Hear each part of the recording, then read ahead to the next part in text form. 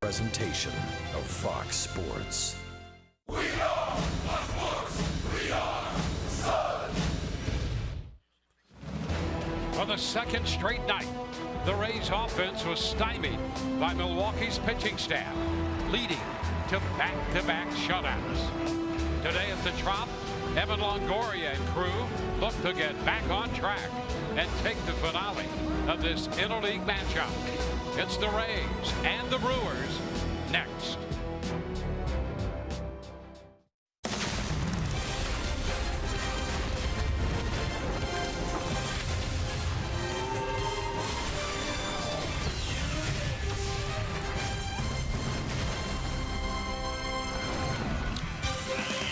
This homestand has not been what the Rays had hoped so far. They have suffered back-to-back shutouts at the hands of the Milwaukee Brewers. And this afternoon on a Kids Sunday, they're looking to salvage the final game of this three-game series. Hi again, everyone. Welcome to an afternoon of Rays baseball with Brian Anderson, Dwayne Stats. Great to have you aboard. Well, the Rays are getting good pitching, not so much offense, and they're going to ask Chris Archer to keep them in this game again while the offense heats up. So it's up to Archer to keep the Rays close. This is a big start for Chris Archer because his team needs him to come up big. And you look at his season numbers, the strikeouts, is what jumps out at you. 182 strikeouts, that is second in the American League.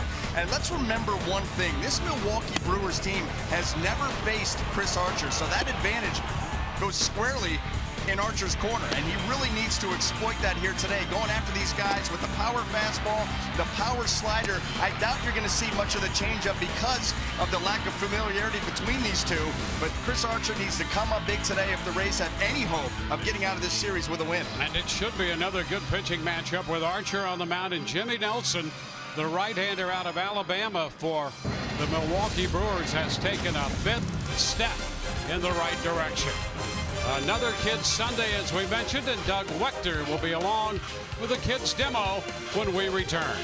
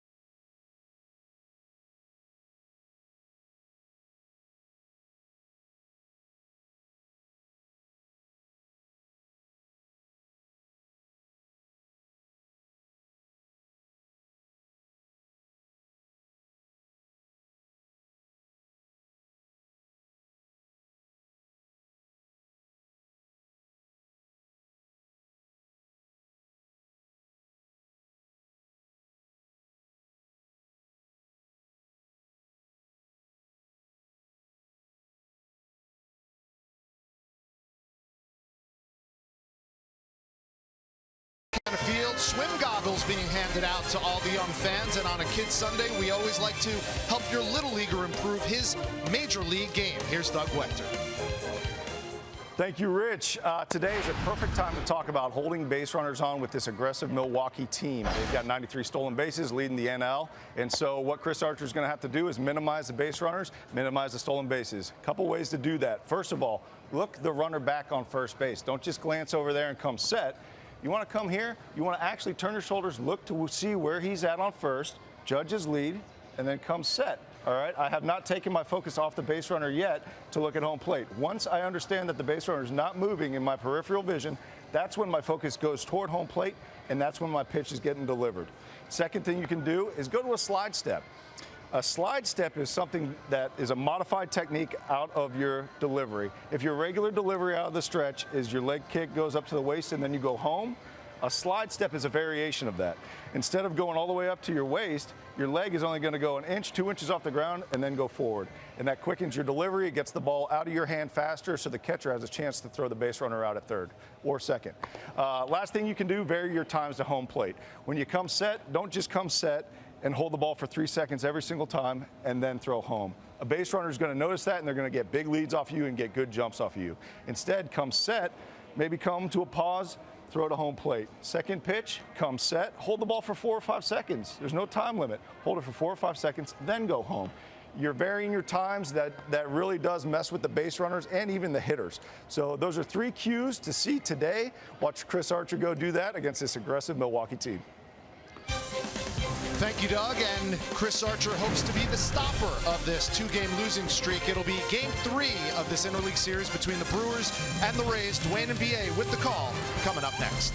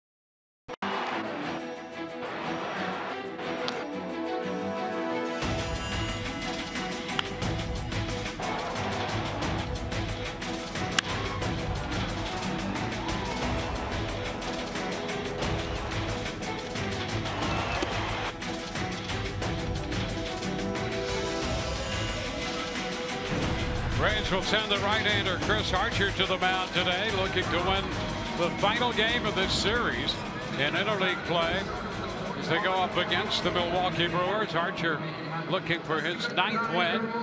And the starting lineup today presented by your Southern Ford dealers. Milwaukee will have Eric Sogard leading off at second, followed by the right fielder Domingo Santana. The DH is Ryan Braun. Jesus Aguilar at first. Eric Thames in left. Hernan Perez is the third baseman.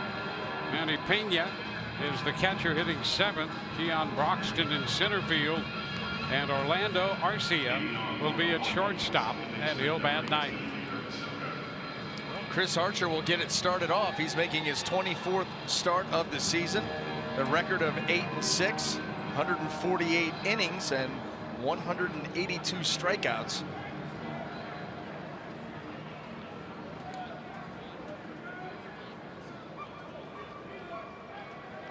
So here is Sogard to lead it off. Hitting .283 on the year. And the first pitch of this game is a strike call. So we're underway. The Brewers come in 59 and 53. The Rays are 57 and 55. And strike two, a fastball from Archer.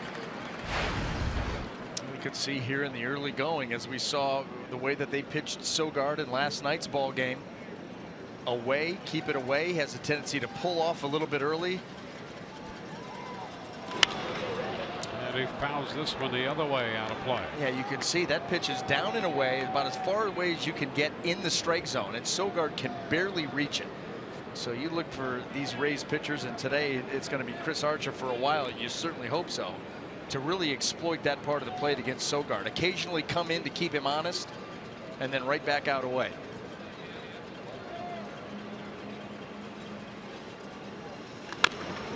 Bounces it foul. But this Milwaukee ball club, when you look at their situation in the National League, the Brewers start today a half game behind the Cubs in the National League Central. They're actually closer to first place in their own division than they are in the wild card race. They're 5 games back of Colorado and Arizona in the wild card race. And there's a cut and a miss. Sogard out on strikes, had him out in front. Yeah, he got him thinking in with the slider. You react quickly to the hard slider, fouled it off, and then goes back out with the changeup. Kind of wondered how many changeups we're going to see from Chris Archer today, because this is a lineup that he's never faced before. They've never seen him, but that was a very good changeup. Threw that one with conviction. Domingo Santana. First pitch is a strike.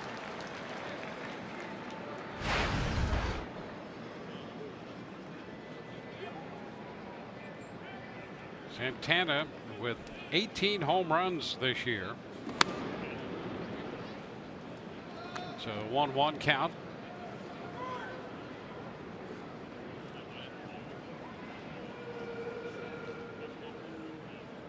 Last outing for Archer on Tuesday in Houston. Cut and a miss. Right there, that pitch darting away from him. And that was an awkward cut and a miss. Domingo Santana right now not doing a very good job of picking up that slider from Chris Archer, and you'd expect him to go right back to it based on that last swing. He's just not seeing it. It's 2-2.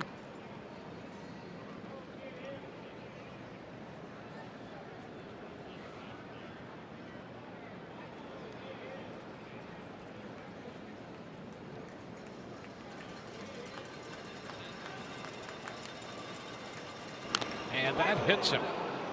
Fastball comes in and hits Santana on the hand.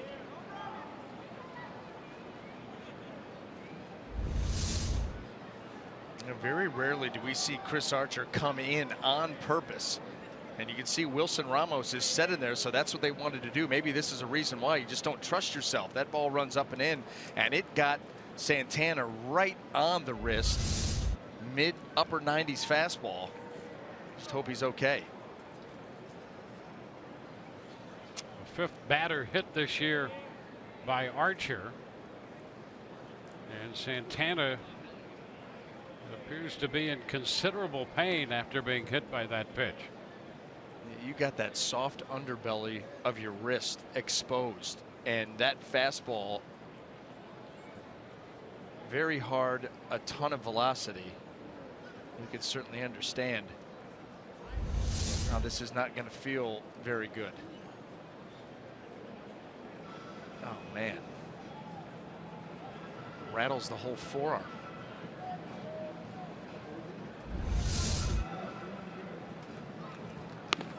Santana will remain in the game. He heads to first base.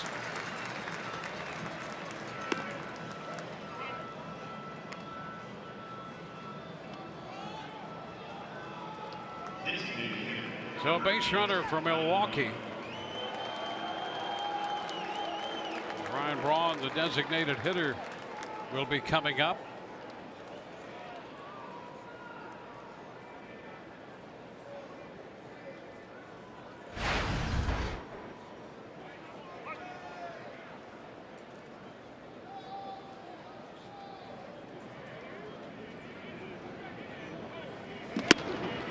Fastball away from him. Strike one.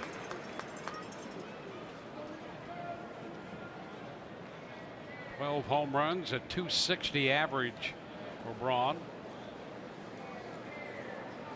Thames has been the DH in the first two games. Thames will be in left today. And Braun the DH. Foul out of play. Fastball up, and it's 0-2.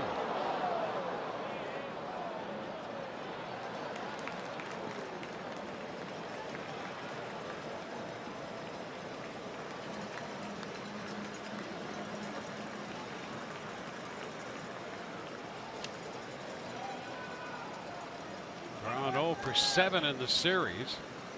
Victimized on a great catch by Smith in the first game in center field.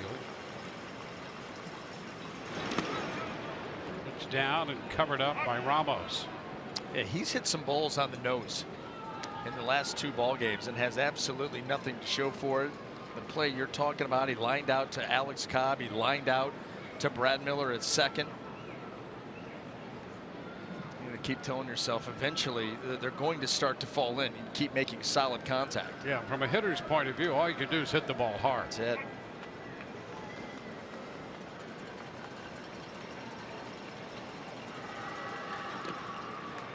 It's 2-2.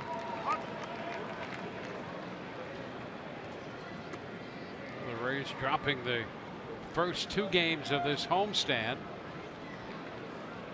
We'll have Boston coming in for a two-game set starting Tuesday. The Rays will take the off day tomorrow and be grateful for it.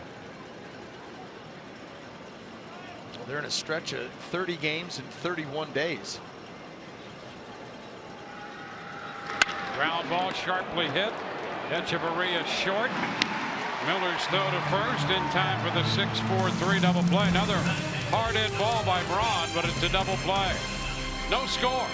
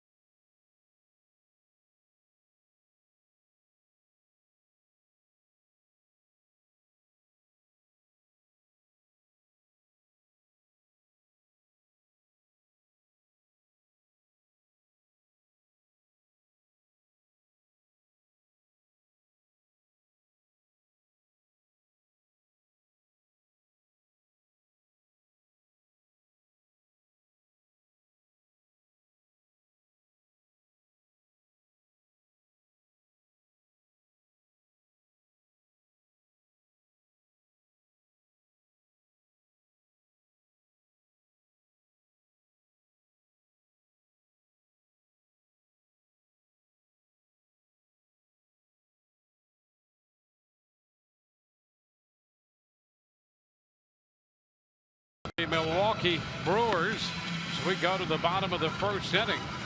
Take a look at the Rays starting lineup presented by your Southern Ford dealers. Corey Dickerson again leads off, followed by Lucas Duda, the DH, and Evan Longoria at third. Logan Morris and Steven Souza Jr. and Brad Miller down the middle. Wilson Ramos hits seventh. He'll catch. Malik Smith in center hits eighth in front of the shortstop, Adeiny Echeverria. Well, and Jimmy Nelson making his 23rd start of the season, does have a complete game, looking to get in the double digits in the win column. He has 9 right now. ERA 3.37. Another power righty. 133 and 2/3 innings. 149 strikeouts. I think he does a nice job too of limiting the walks. As you can see, only 32. Well, before we can give you the original defensive lineup, Hernan Perez is going to play right field, and Travis Shaw enters the game at third after taking a shot off the neck trying to steal a base last night. Dickerson going after the first pitch from Nelson and sending a fly ball to center. Broxton is there and makes the catch. Well, let's set up the rest of the Milwaukee defense for you. Brought to you by Gold and Diamond Source. And in the outfield, left to right, Eric Thames, Keon Broxton, and of course Hernan Perez. Across the infield, third to first, Shaw, and then Orlando Arcia, Eric Sogard, and Jesus Aguiar, with Manny Pena back behind the plate.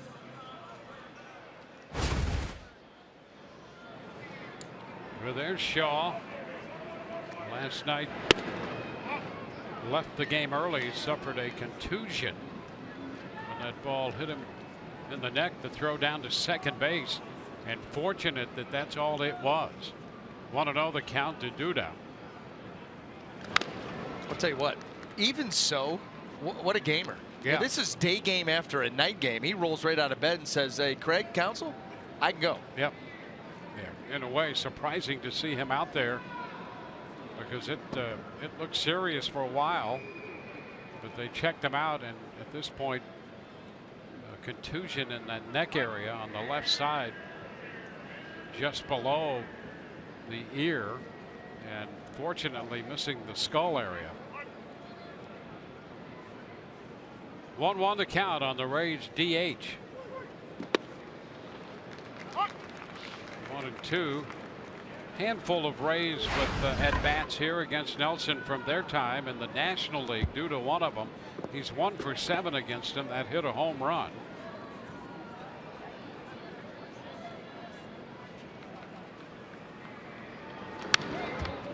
Pitch up and foul back. Shaw last night. Here's a look at that play at second. Oh, man. That's still just ugly to watch. So let's see it 3 times. Well, Echeverria's glove went to his chin and that ball to his neck. Foul ball.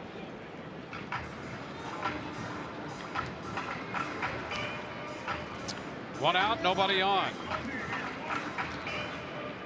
Nelson last year 8-16 with a 4.62 earned run average, 9-5 this year with a 3.37.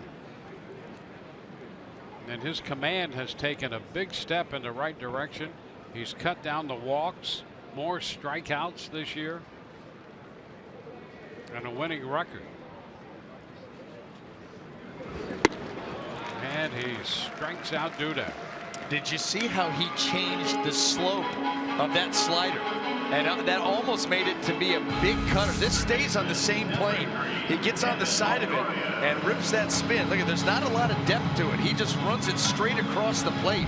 That is a nasty offering right there by Jimmy Nelson, and he will change the shape and the slope of that pitch. Also has a curveball, occasional changeup, and that fastball sitting in that 92, 94, 95 range.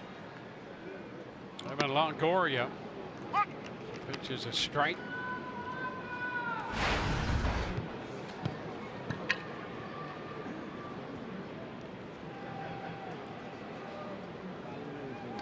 Ground ball, that's headed to short. Scoop and the throw in time, and the Rays are up and down in order. On to the second inning, no score.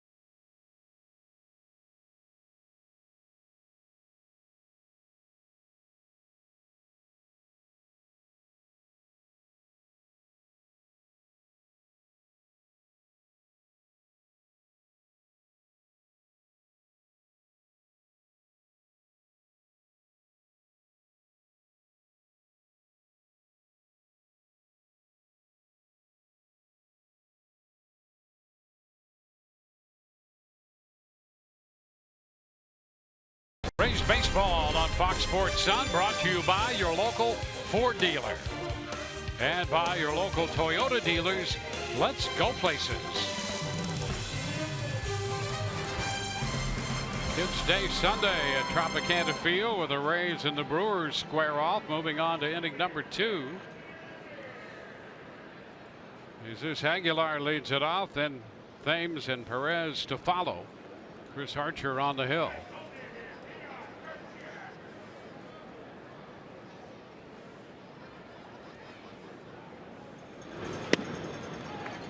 Pitch from Archer is a strike. Fastball in there. Archer a strikeout in the first. Hit a man and then threw a double play ball.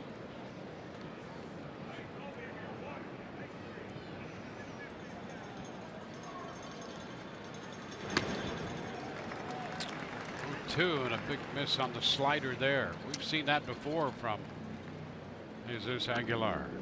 I think that was Jose Alvarado's slider. And he has taken some big swings and some big misses. I guess it fits. He's a big guy. Did he go? He checked, says Eric Cooper. Boy, if he did, it was not by much. He really starts to go here. Hey, boy, oh boy. You're knocking on that door. Yep, right out there in no man's land. Yeah, so a 1-2 count now. When you get out there, that really. There's a shot back into center field. Malik Smith, a long run, and he made the catch. Smith, a couple of steps from the wall back toward the corner, the deepest part of the ballpark, and the triangle out there. Aguilar gave that one a ride, and Smith was right there for it. Boy, he lifted it deep. Deepest part of the ballpark, and Malik Smith tracks it down, and with a few feet to spare, puts it away.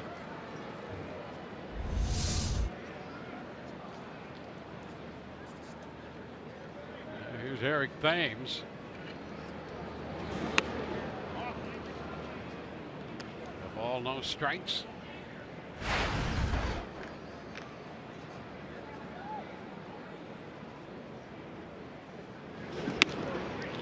Is down 2-0.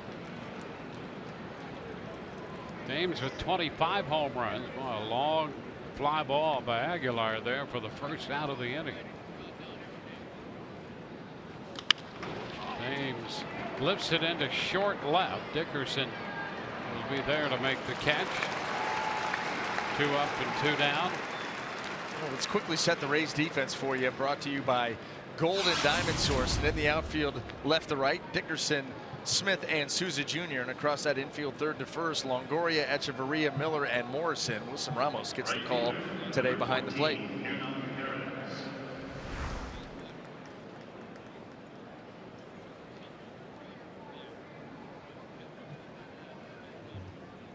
Here's Perez. Started at third base, but never actually played that position. He's in right field. And Santana had to leave. He was hit on the right hand by a pitch. Stayed on to run, but then left before the Brewers took the field.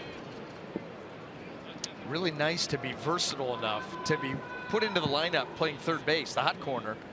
Something happens and you can just go ahead and move out to right field. Well, the game more and more seems to be that way. And for what Ben Zobrist essentially started here, more and more clubs are looking for a player or two to do that. Perez has played all over the place. He's been in left field more than any place else, but has played a number of games at third. He's been in right. He's been in center. He's been at second. He's been at short. Hits this one to third. And the throw to first in time. He's out number 3 in the second inning. Through an inning and a half, no score.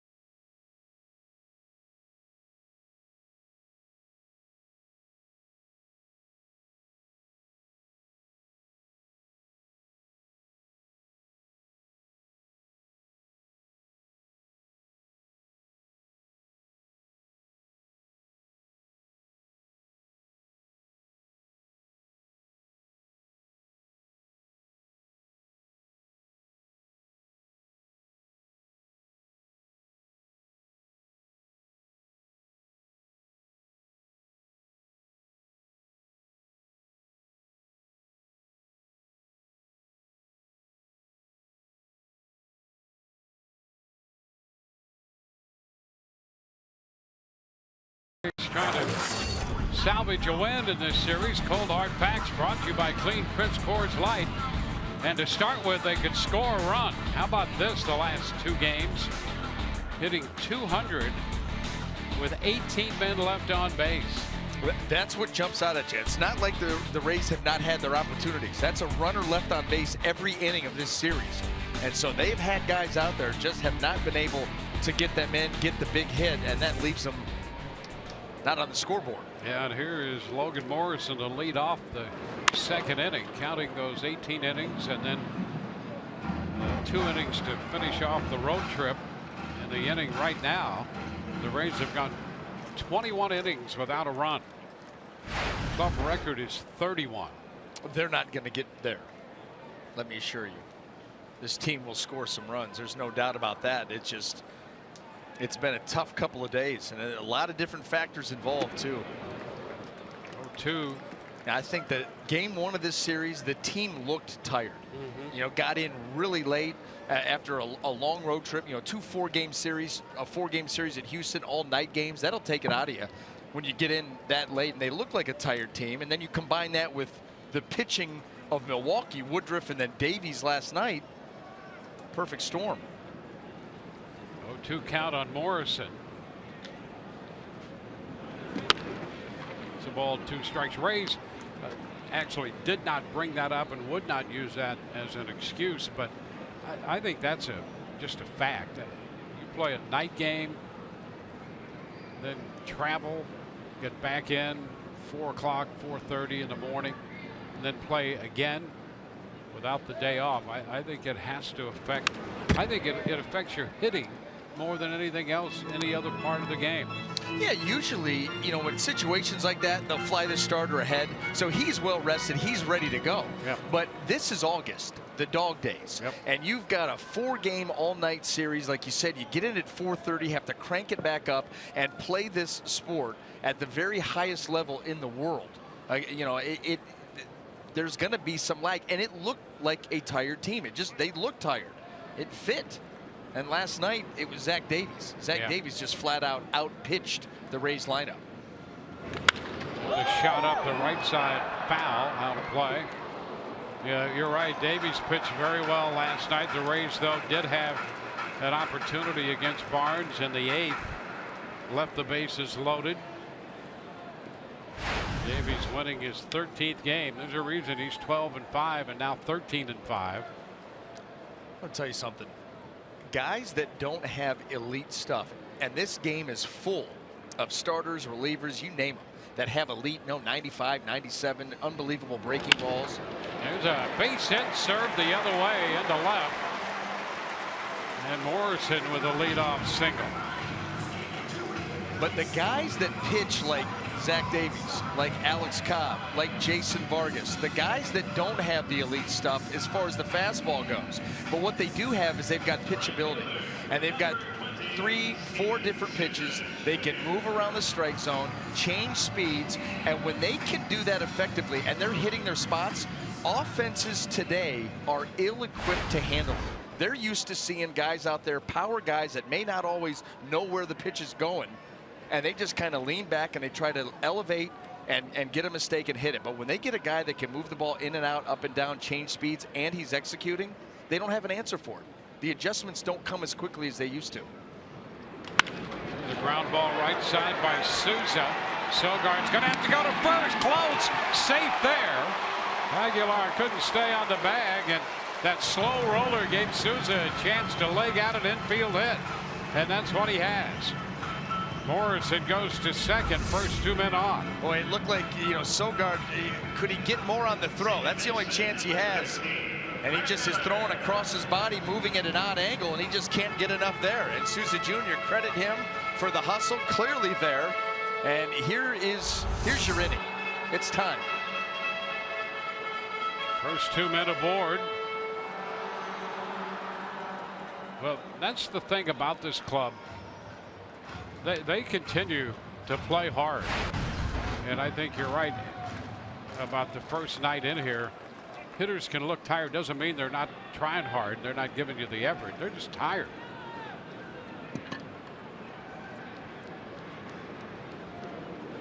Brad Miller takes that one up and away. And they're facing in Jimmy Nelson, a pitcher who at 28 has made a big step forward. This guy is a solid starting pitcher for the Brewers. One of their big guns.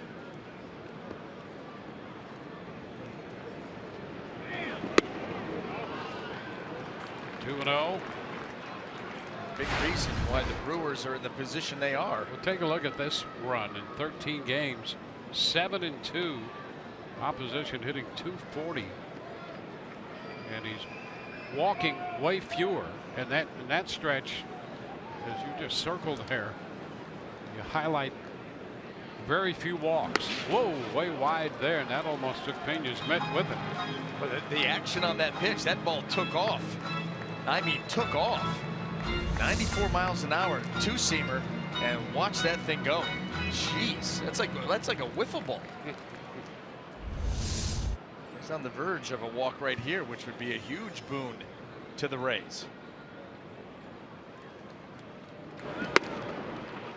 And that's a strike on the corner. Adrian Johnson, and Miller did everything except go to first. Well, he hopped out of there, headed to first, and then tried to play it off like he just hopped out of the box to do some light stretching, some calisthenics, maybe go jogging here in a second.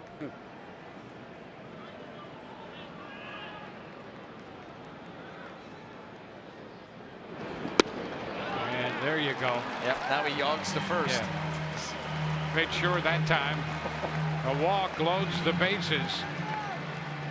They're loaded, nobody out. Wilson Ramos, who has faced Nelson before from his time in the National League, 2 for 3 off him with a home run.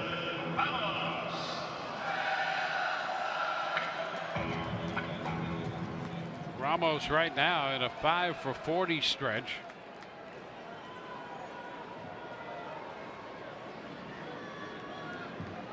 So big opportunity for the Rays to snap this scoreless streak.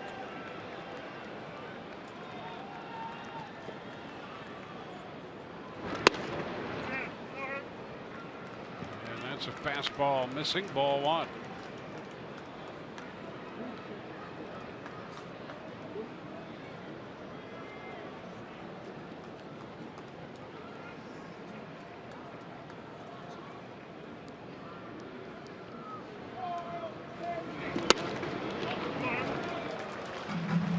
Two balls, no strikes.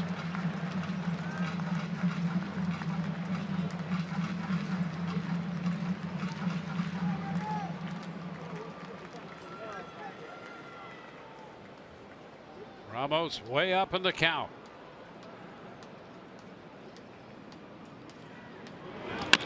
It's a chopper toward the middle. Out at second, out at first. The Rays get a run on a double play. Morrison crosses the plate as Ramos grounds into a double play, and the Rays are on the board. They had gone 21 innings without a run. Could not have placed this chopper better for Orlando Arcia. He fields that up around chest high as he's stepping on second base, able to double up Ramos, unfortunately. But the Rays do get a run, and maybe that starts to open the floodgates for this team. Steven Souza Jr. is at third. Malik Smith.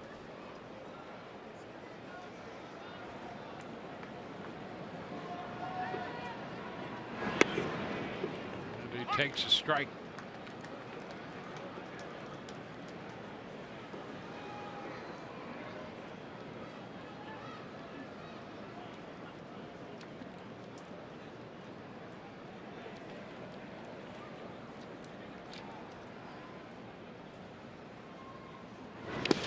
Went down and in. That's a big bite on that knuckle curve, and with that knuckle curve there's a lot of action down,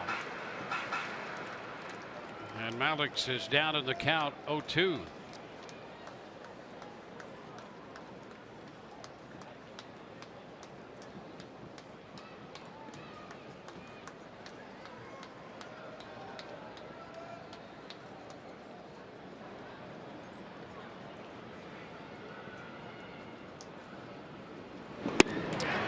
Again, so he used the breaking stuff to get him. Rays settle for a run, but they're on the board and lead 1-0.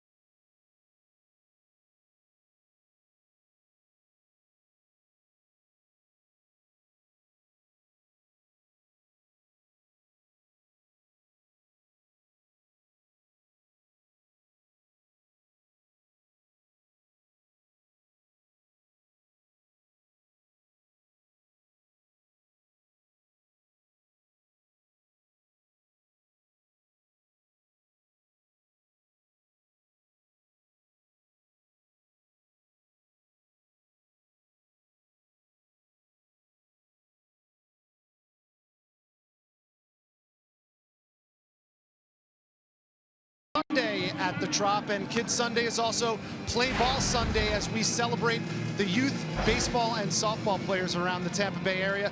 Today's group at Tropicana Field is the Pro Youth Foundation out of St. Petersburg. We're surrounded by the kids and Coach Carl, who runs this organization. They've been around for 6 years, Dwayne, doing a great job in the Tampa Bay area. And wouldn't you know it, one of their own is in action this series. Keon Broxton, the Milwaukee center fielder, Lakeland product, he came through the Pro Youth Foundation. If you want to nominate your group, go to raisebaseball.com/playball.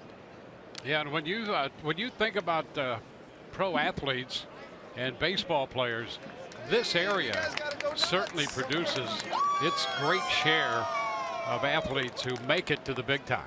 You know how many times? A little tap down to Longoria. Piña's out of there on the first pitch. What about Jacob Barnes last night? How many times do we have visiting teams come in where you're talking about a particular player, and in this little area of the country, this little area of Florida, he resides or was born here, grew up here? Yeah, it happens all the time. Florida, Texas, and California, Dwayne. Yeah, well, the weather allows you to play a lot more too, and it's very conducive to player development. So Jacob Barnes worked the 8th inning last night out of St. Petersburg High. Broxton out of Lakeland. He takes a strike.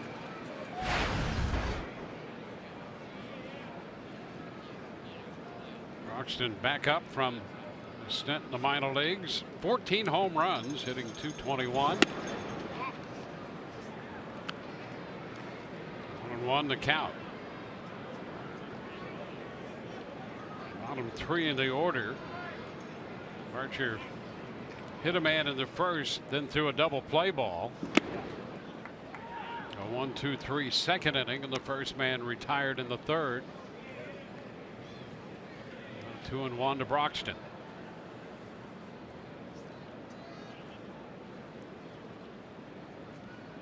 Rays with the early lead, finally getting on the board in this series. And that pitch just missed, a little wide. And it's 3-1.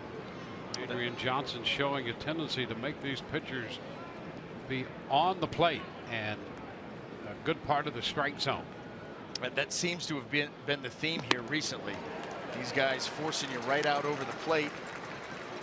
And that's something that, you know, hitters will take notice of early on. Pitchers too, but hitters will really notice. Hey, listen, guys, it's got to be for sure a strike. Don't chase. Don't think that you have to expand, force them out over the plate, and then put an aggressive swing on them.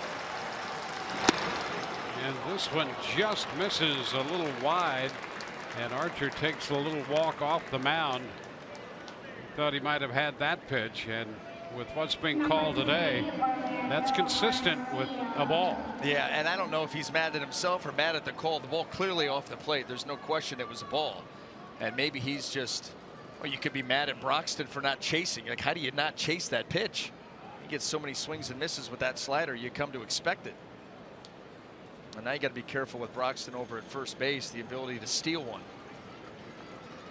Here's Orlando Arcia. And a pitch that's a little bit down apparently, and again a pitch close, and in some cases with some umpires back there, a strike, but yeah, everybody not this time. Get nice and comfortable. Settle in.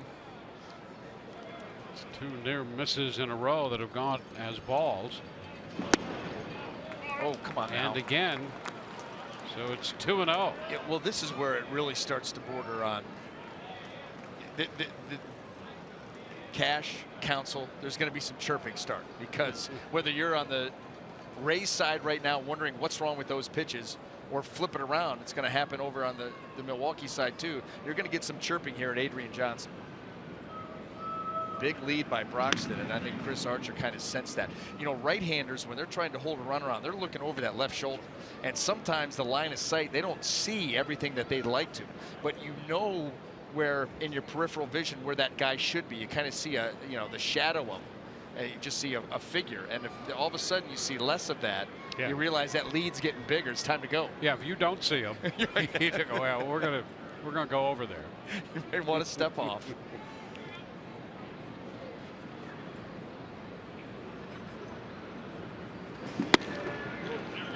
And there's a strike on the outside corner. Not too different than the pitch to Broxton. So a 2-1 count.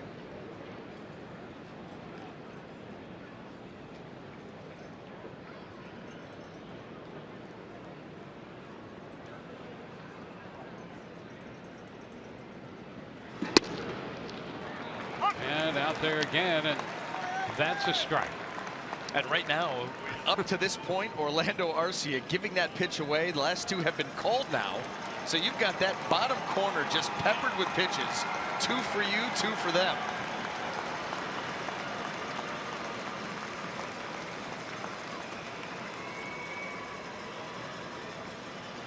It's a nice little cluster there by Archer. Isn't it? And the count's 2-2. Runner goes, pitches down, and the throw sails a bit, and in with the steal, Broxton. That's 19 for Broxton on the year. Well, you knew that was a possibility, and that might be another reason why Archer was not real happy with the walk. Now all of a sudden you've got a base stealer board, a big lead, and boy is he quick twitch. Overslid the bag, he got down there so quickly. Well, you could see him really emerging into an elite base stealer. His long strides and speed. Yep.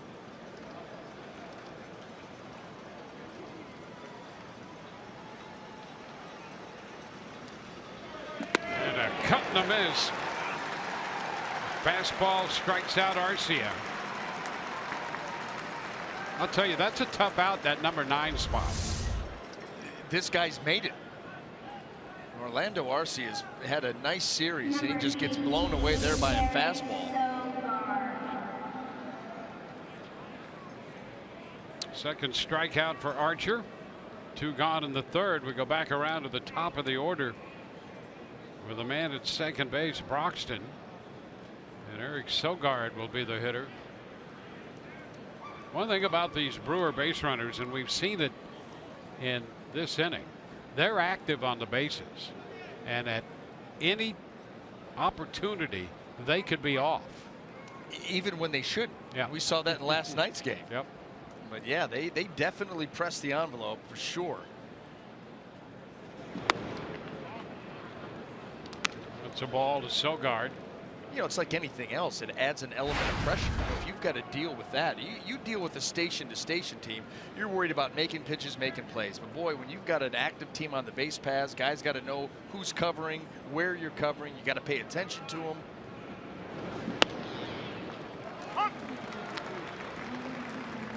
One and one to count.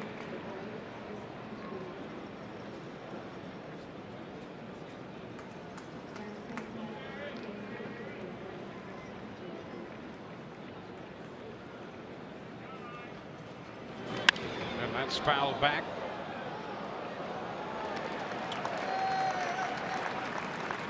One and two.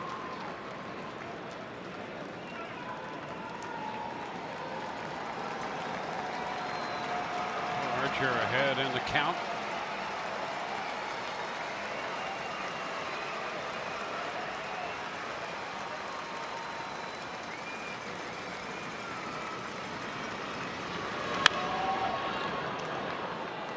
Fouled away.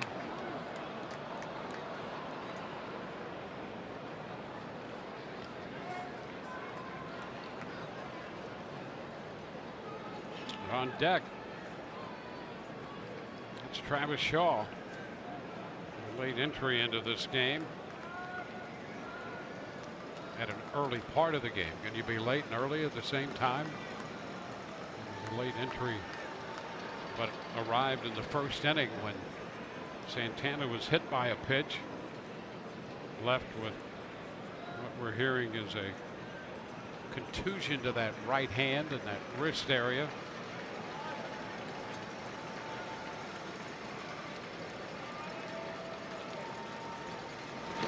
Into the dirt, and it's stopped by Ramos. You know what, Dwayne, in thinking of it, it's kind of how I show up every day for a game.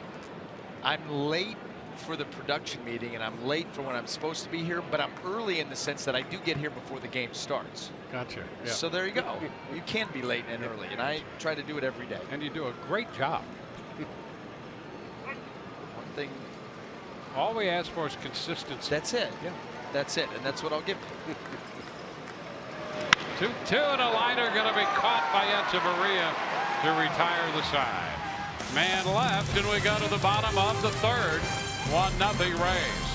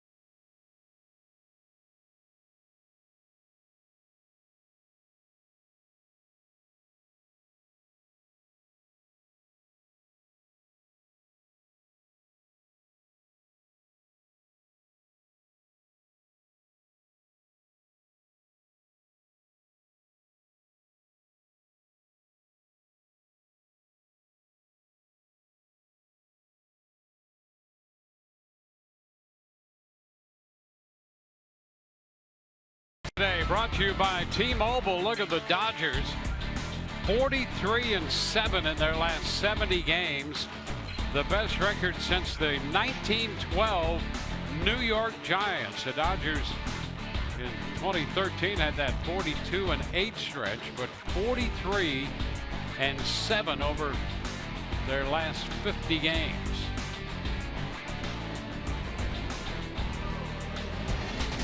What a stretch.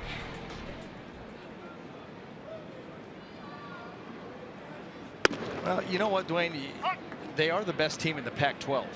So you can go on those kind of runs in D1 baseball. It's pretty remarkable, though. That yes, it is. In Major League Baseball, I don't care who you are, 43-7. That's a college record. If you're a great team. Yes, this year's edition of the Dodgers and the 1912 New York Giants. And that's an incredible run.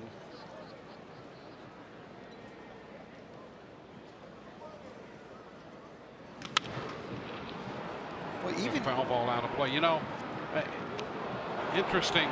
Not that it really means anything, but and I don't know why my mind is cluttered with such knowledge, but John McGraw was a manager of the Giants, the New York Giants back then. And if I'm not mistaken, the owner of the New York Giants, at least the president of the team, was a guy named Andrew Friedman, who hired John McGraw. And the latest version of Andrew Friedman's out there with the Dodgers, and they're 43-7. The only difference is spelled a little differently. And Echeverria tried to check. He is out on strikes. No real point to that, but kind of interesting anyway. Well, wasn't it John McGraw who called for Moonlight Graham to get his AB? There you are. Why not? Yeah. I think it was the bony that one spot. Yeah. Yep. Yeah. One appearance. One appearance. That's right. He never got the AB. Yeah. Here's the top of the order, Corey Dickerson. I think that was his manager, though. Yeah, that's pretty good use of some brain power there. Some useless knowledge to be able to put that all together, build that puzzle. There's a shot to left. That's going to send Thames back, and he reaches up at the track, couple of steps from the wall, reaching back across to make that catch. He was in trouble for a moment. He was. He absolutely got himself into trouble. The slicing action of the ball off the bat of a left-handed hitter, and he had to completely turn himself back around and make this play. Got his shoulders turned the wrong way. Now you got to spin back and backhand it. That's a difficult play to make there on the move. You see that play go wrong all the time, and Thames stuck with it and made a nice one. Lucas Duda, and the pitch is a strike. Only reason I could remember that is when Friedman was here, I once asked him, are you the same guy who hired John McGraw? And we determined that the spelling was different. One was a double E and the other had an I in there. And not so much the age factor, yeah, just the spelling. Yeah, that was 0-2 count.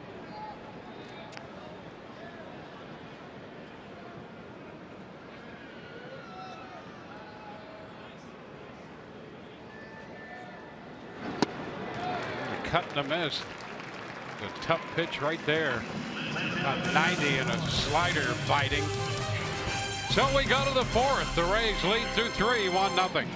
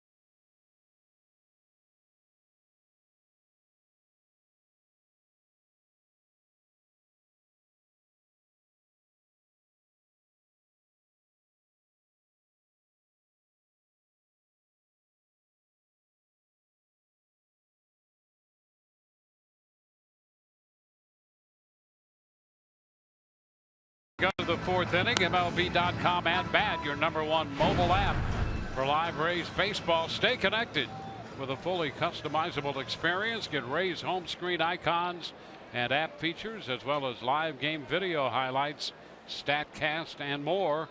Download MLB.com at bat today.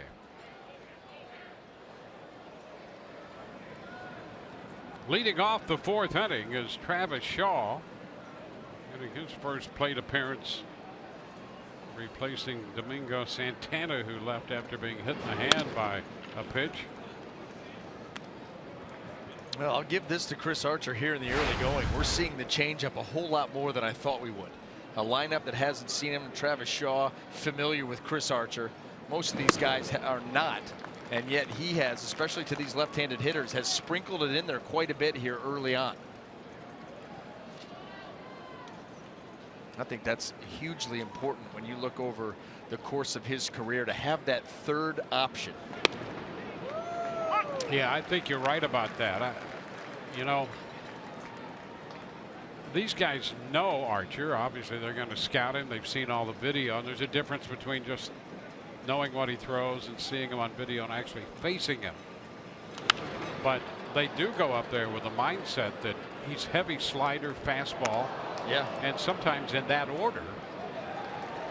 And if you see that off-speed pitch, a changeup, that's something new that they hadn't banked on.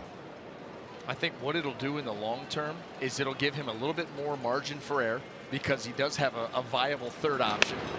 And number two, it'll allow him to get deeper more effectively and more efficient. When you look at his third and fourth time through the order, the numbers jump out at you. Third and fourth time through the order, the on base against him is 400.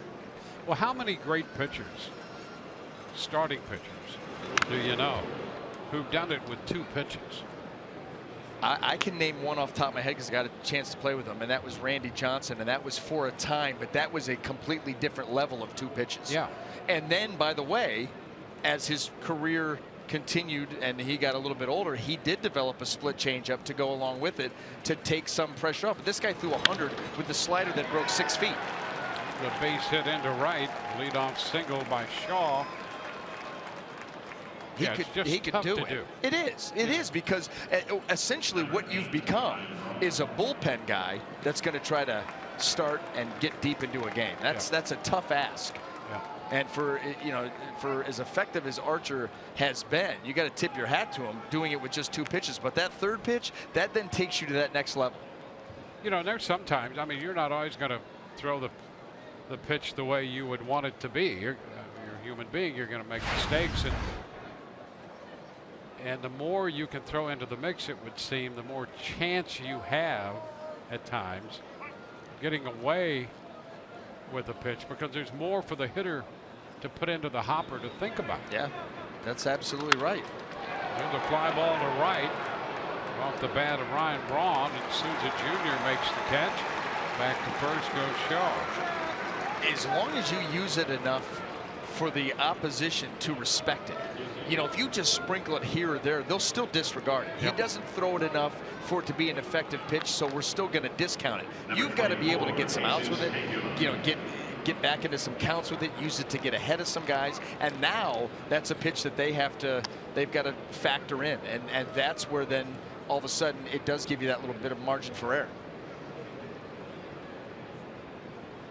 1 on 1 out in the 4th inning. Here's Aguilar. Hit the ball deep to center in the 2nd inning, and Alex Smith got back there to make the catch.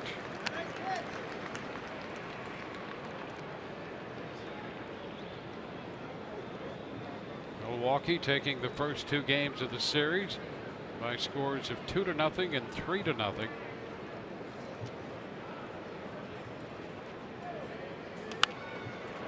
Check swing, foul ball on that fastball riding up and in.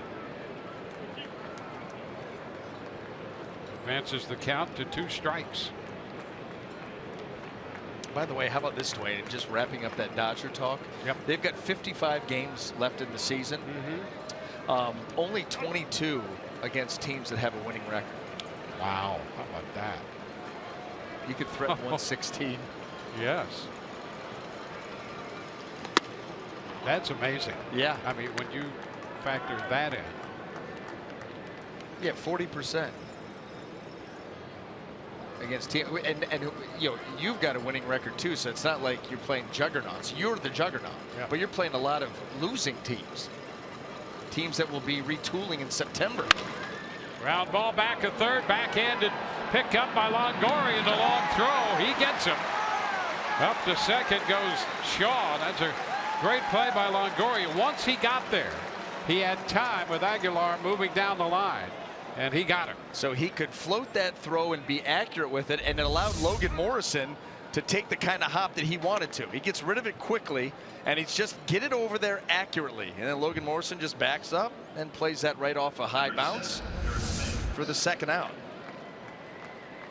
And I'll tell you, Evan Longoria, it has been a pleasure to watch him, especially from up at our vantage point, and his feel for the position. Yeah, every day he's fun to watch do something at third base. Eric Thames looks at a strike.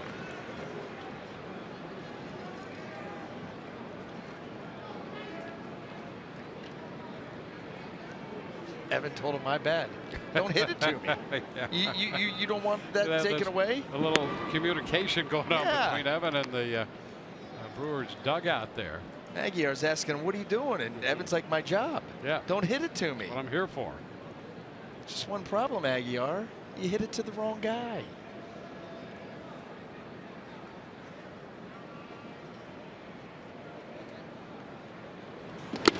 Cut and a miss.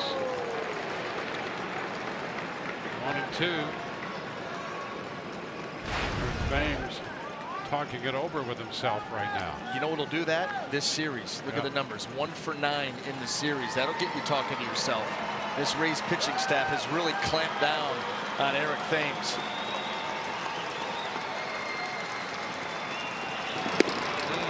He takes one close right there again. Come on. And boy, you'd love to see that pitch, and that's Adrian, been problematic down there. Adrian Johnson, this is a chance for you to shine. It's a chance to show your ring up. And you're not even having to go outside of the zone to do it.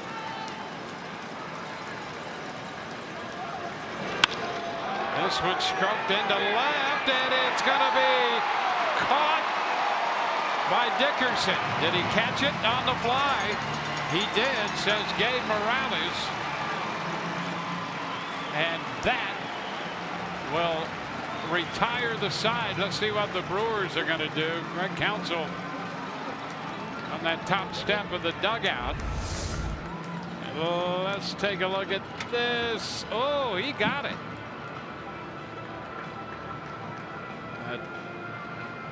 Sinking liner out there.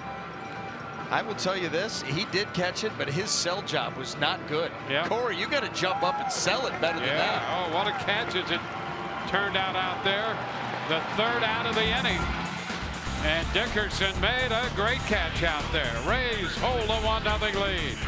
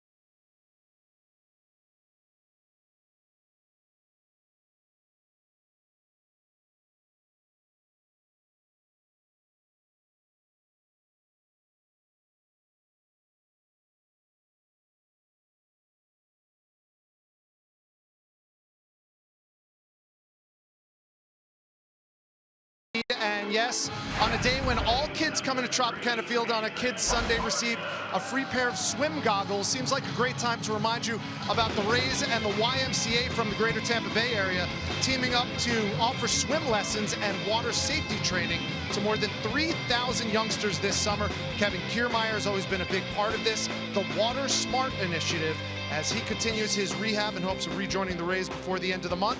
He's doing great things in the community, guys. Well, here we go on to the bottom of the fourth inning. 1-0 Rays lead this game with Evan Longoria leading it off. Then Logan Morrison and Steven Souza Jr. There's a base hit the other way. Longoria is aboard. The Rays, for the second time today, put the leadoff man on base. Well, last time they did that, they parlayed that into a run.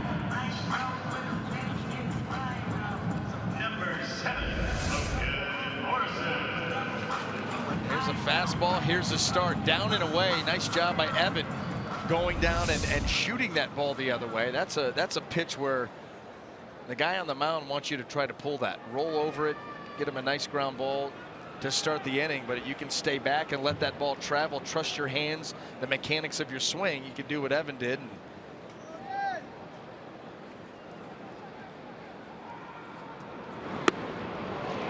Strike one to Morrison, who opened the second with a base hit, and that led to the run.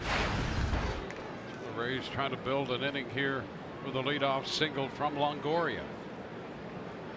He was one of the few guys that got a good swing on a breaking ball, and he stayed inside of it. Another good job with the swing and trying not to do too much with the pitch and just shooting it into left field. Foul back, going to reach the upper deck. Souvenir up there, and the count is 0-2. How about this shift? So Travis Shaw, who is the only guy on the left side of the infield, is now going to head all the way over to true second base. And you push Sogard up the middle, and you get Arcia back over to his position. That was quite the shift there by the Milwaukee Brewers. Well, don't forget, Morrison had a base hit to left his first time up. Down 0-2.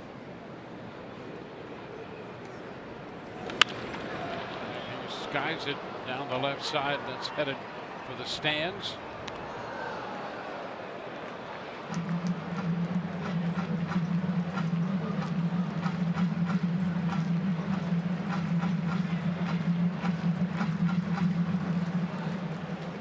Souvenir there. Yeah, and the Carl Crawford t-shirt has held up nicely. I mean, you can see it's a little worn down. The crispness of that blue is it's gone through the wash a few times, but it held up nicely. Yep. And he's taunting everybody with the ball. Do not taunt Happy Fun Ball. Do you not learn that? Upstairs. 1-2. Souza Jr. on deck.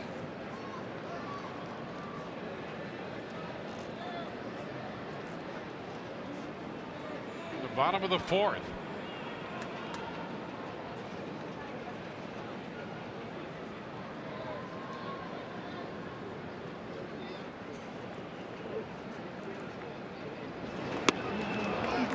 Morrison.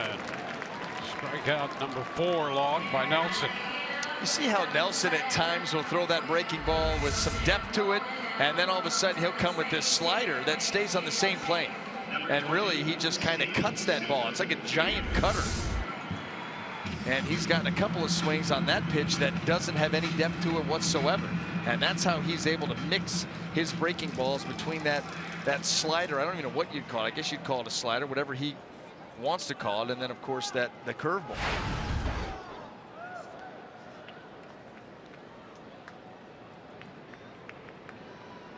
Steven Souza Jr. There's a fastball for a strike on the outside corner. Well, so far, most of the time you're getting that strike if it's up a little bit. But if you go down, that's been a problematic call for these pitchers. Do you remember there was that talk of eliminating the bottom of the strike zone? Yeah. You think that's something there's a memo that's going out to these guys to start working on it? Because that has been the theme here. Down to third. Shaw to Sogard 1. First base out the call on the double play. We'll see. And Souza Jr. wants him to check that.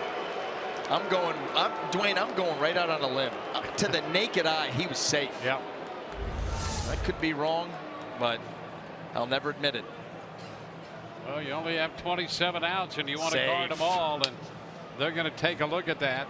This is and easy. It certainly did appear to be safe. So let's see Not even close. how quickly this situation is resolved. Yeah. Takes a big man to admit when he's wrong, Dwayne. I am not a big man.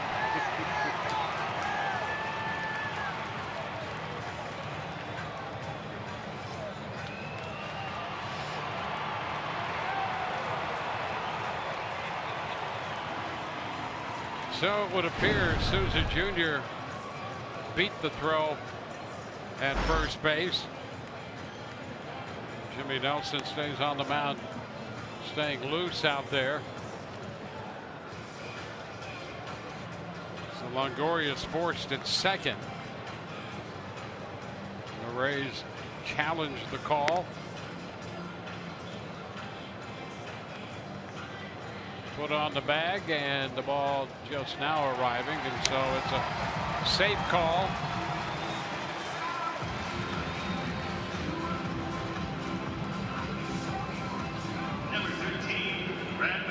And Brad Miller will get a chance to bat here in the bottom of the fourth with Suzy Jr. aboard. Miller walked his first time. Rays got a run in the second on a double play ball.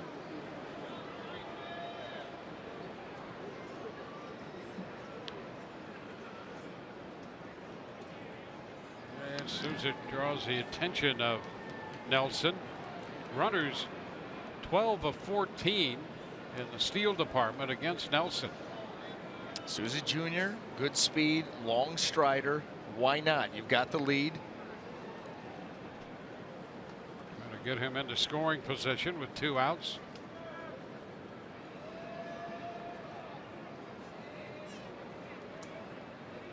And again a move over there, and he's back in standing up.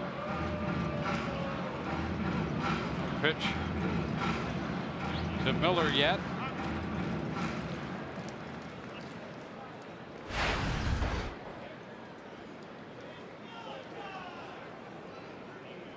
And now that pickoff attempt over at first has drawn the attention of the Brewers, and they're checking it with their video. And counsel says nope. Do you like this version of baseball? It's not the best. Well put.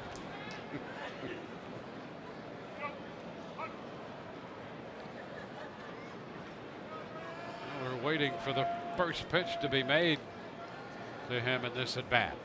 Here it is. And a ground ball. That's going to go through into center field.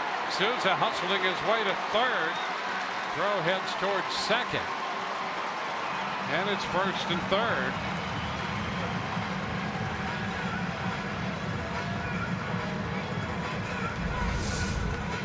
They had Eric Sogard pulled over in the hole a little bit. This pitch doesn't get in where they wanted it, stays out over. And so this ball, instead of being rolled over to Sogard, it's a little bit further in. Instead, it's poked up the middle. And now the Rays, first and third, 2 outs, and Wilson Ramos going to get a shot here. Try to create some distance. First and third. Ramos got a run home on the double play ball in the second. It'll take something more than that here.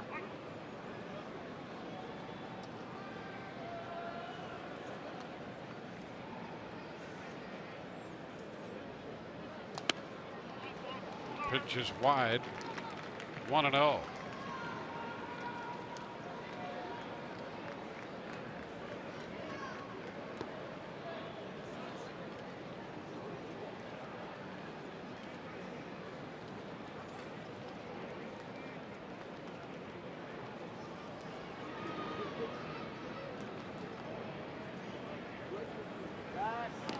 First, back end is Miller.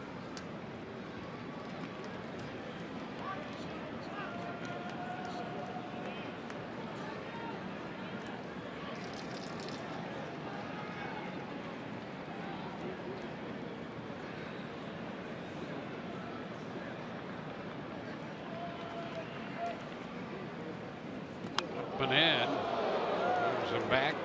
2-0. Pitch just stayed up there.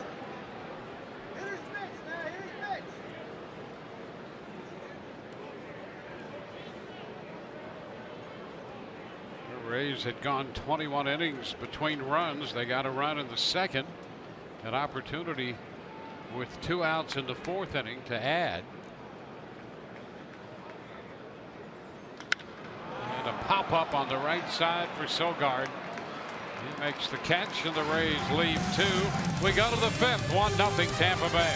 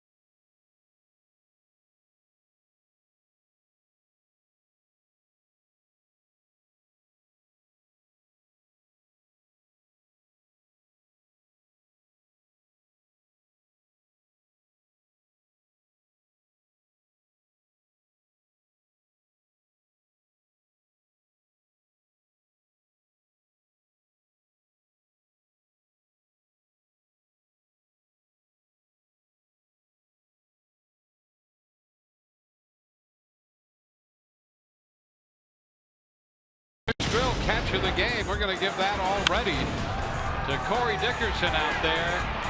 Great catch, and too modest to sell him. No, his sell job.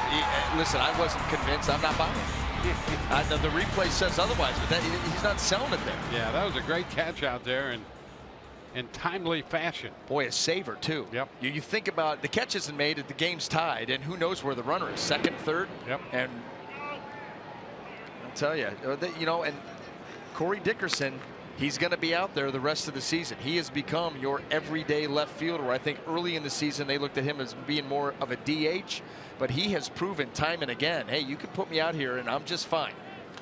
Better than fine there. Foul ball back by Perez, and on Perez leading off here in the 5th inning with a count of 1-1. Well, Dickerson takes pride in what he does, and he's willing to work hard to get to the level necessary, and we've seen that in his time here in a Rays uniform. Hard over the winter. Boy, a game of constant adjustments, game to game, within the game, season to season. And let's not forget that draft is held every year, and there's a lot of players that come into this game, which means there's a lot of players on one end, at some level, that are leaving this game. Everybody's shooting for your job, so you better work hard. You won't be long. And that is strike 3. Perez out of there. It's the first out. Well, let's go back to Thursday. Why not? Another look at this play. Dwayne, that's another one. If that gets over his head, that game is tied. It's 5-3. Runners on second and third. Now all of a sudden you're talking about a 5-5 game, and who knows where that game ends up. He had to go back to his right. Made a leaping catch. This one he comes in to his left. Nice sliding catch. Showing us he could cover left field, left to right, up or down. It's a great picture that you just painted. Strike cut and a miss by the catcher Manny Pena. But it is true. It kind of is how we talk about Longoria. You know what I mean? The forehand, the backhand, charge it, glove, bare hand. Get a sense of the timing of the play, who's running, how hard was the ball hit. You got to be able to make all those plays, and that was, you talk about being overmatched in an at-bat. Yeah, that was quick work. The slider ended the at-bat. 2 up and 2 down, back-to-back strikeouts. That takes this one way off the plate. Just spin it, and it just keeps going. That bat cannot reach it. So 4 strikeouts for Archer. Keon Broxton, the hitter. He walked and stole a base in the 3rd inning.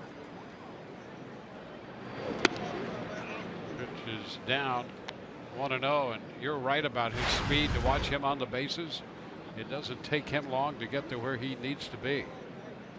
He's got that same build of Byron Buxton.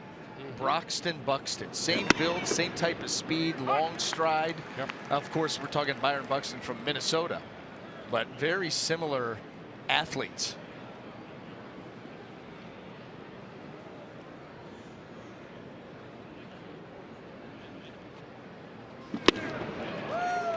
And the fastball by him at 97. It's another one of those fastballs that look like the bat from Broxton wasn't long enough to reach, down and away, giving up that portion of the plate.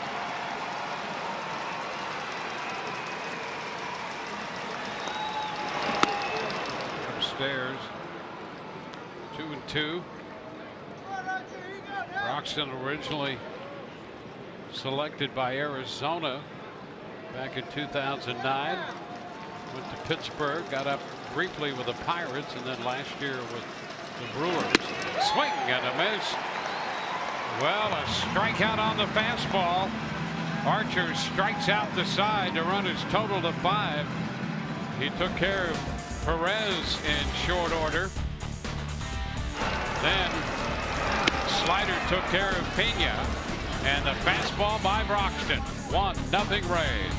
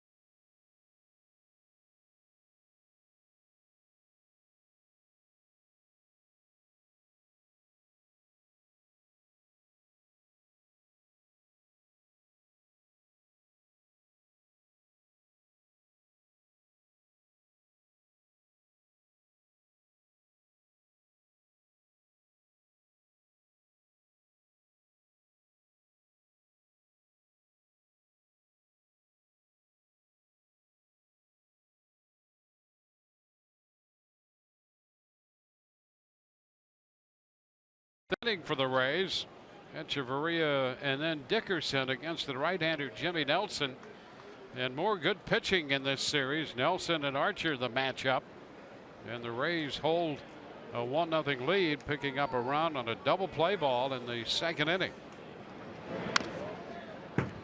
Smith taps it foul, strike one.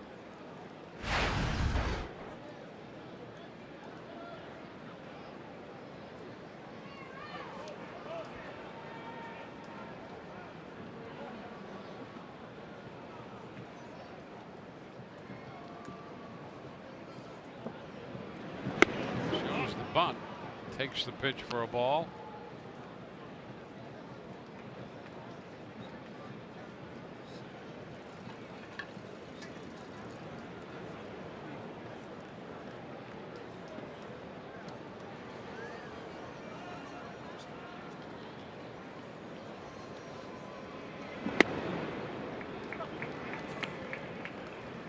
Two and one to count.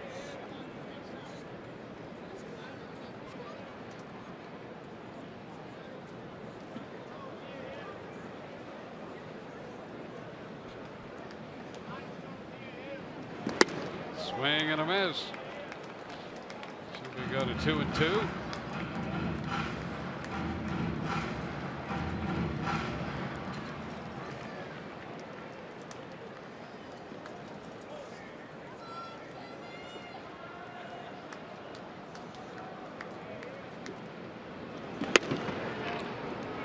Wide now. 3-2.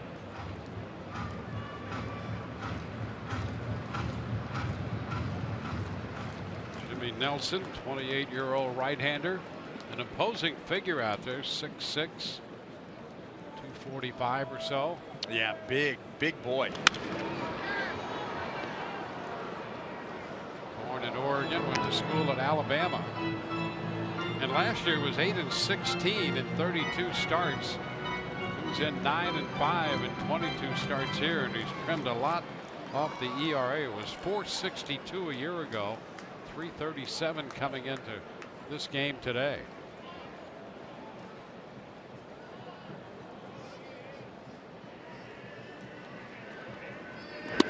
And there's strike three called. Alex Smith gave it a second look, but he's caught looking out on strikes for the second time. This one's coming up Tuesday on Rays Live, the pregame show presented by your Gulf Coast Honda dealers. We'll hear from Austin Pruitt. He'll be on the mound with the Red Sox in town. And Orestes will break down Mookie Betts. Austin in for 2 as this homestand continues. And Andy Echeverria, pitch to him is wide.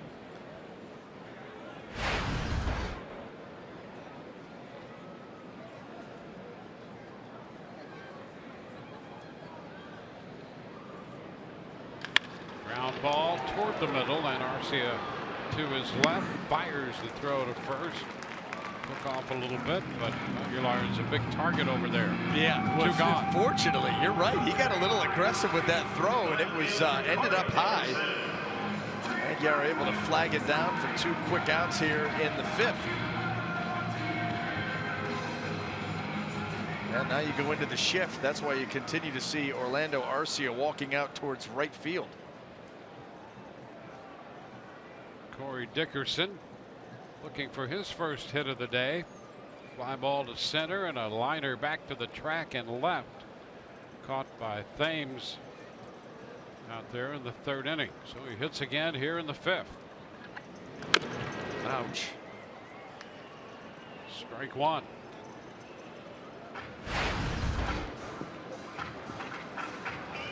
Trying to walk that one off.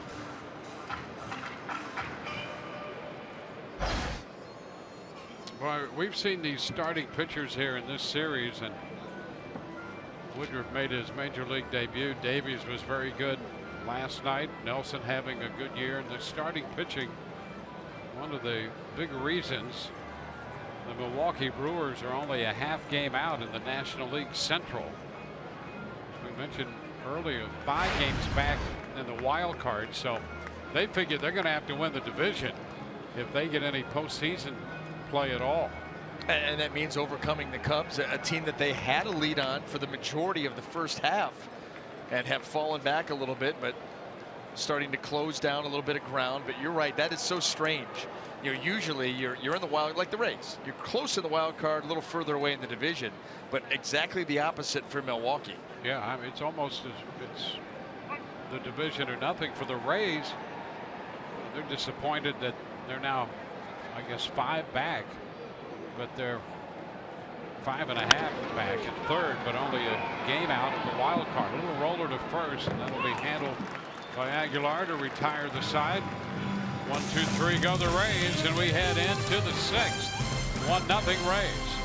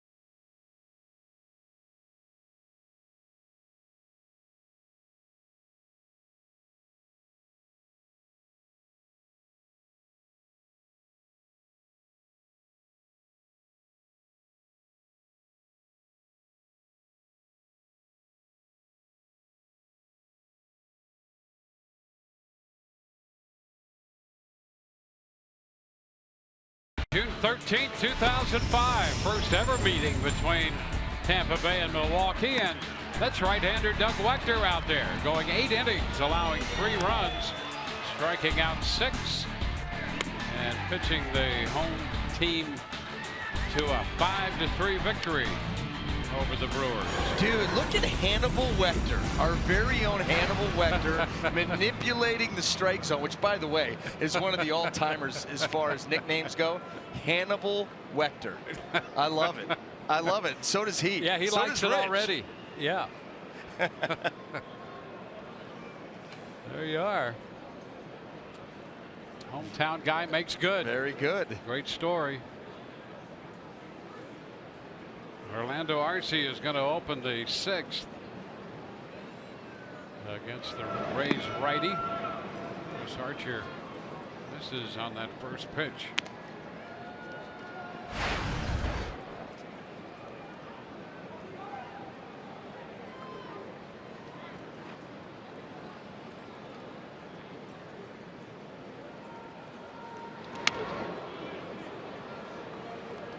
Two balls, no strikes.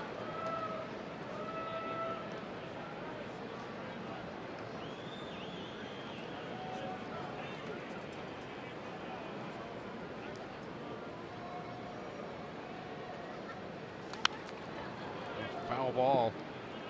2-1. I'll say this for Doug Wechter. You know, he was locked in that game against the Brewers. Yeah. I mean, he's a guy who, I mean, gave you great effort. Yeah. And he did then. And he's apparently locked in here on this game right now as he's prepping for the post game. Game planning for the post game right now. We That's come out of the first break. Yeah. There's a shot. Deep to left. Dickerson's going to run out of room. And Arcia has belted a 2-1 pitch out of here. And that's going to tie this game. Turned on a fastball.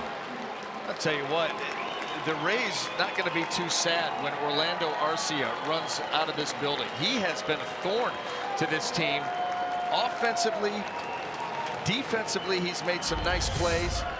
You think about that relay from game 1 of this series, and he got a fastball there, mistake.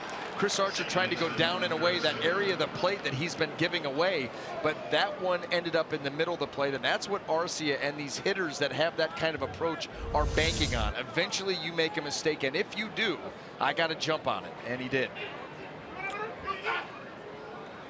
Well, a home run to tie this game, and now here's Sogard lifting a high fly ball to shallow left. Dickerson makes the catch on that.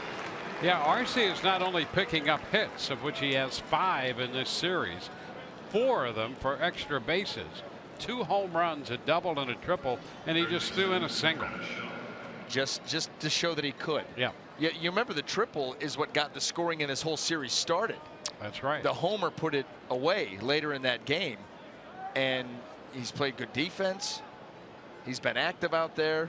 Had a birthday, I think, during this course of this series. First day. Well, no strikes now to Shaw. Well, the Rays got a run in the 2nd. Milwaukee a run in the 6th. We're tied.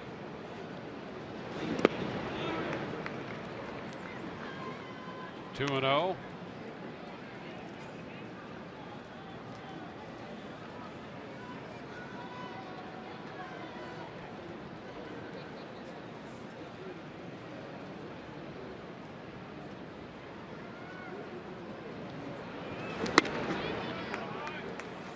Archer behind 3-0.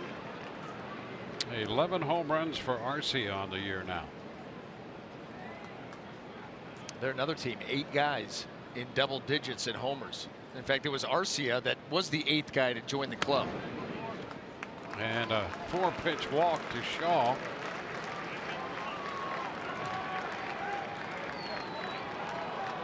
So Travis Shaw heads to first. Ryan Braun will be up. The jackpot brought to you by the Florida Lottery and career home runs with his current team. Ryan Braun tops that list, as does Evan Longoria for the Rays. Evan with 258, Braun with 297. Braun has hit the ball hard in this series and has really nothing to show for it. He walked his first time and is 0 for 9 for the rest of the series, but has hit the ball hard. Takes this one down. Hit the ball hard today when he grounded into a double play to end the top of the 1st. He did. He's been catching barrel, and he's got nothing to show for it here in this series. Rays have done a nice job against him, at least as far as limiting the hits, not how hard he hits it. They've done a nice job against Eric Thames, and yet Milwaukee a 2-0 lead in the series. Very frustrating. Good chopper foul down beyond the third base coach Ed Cedar.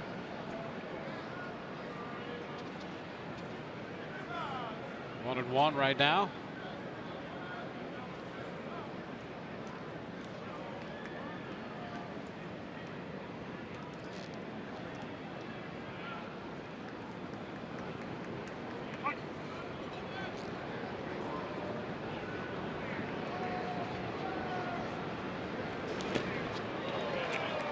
One and two.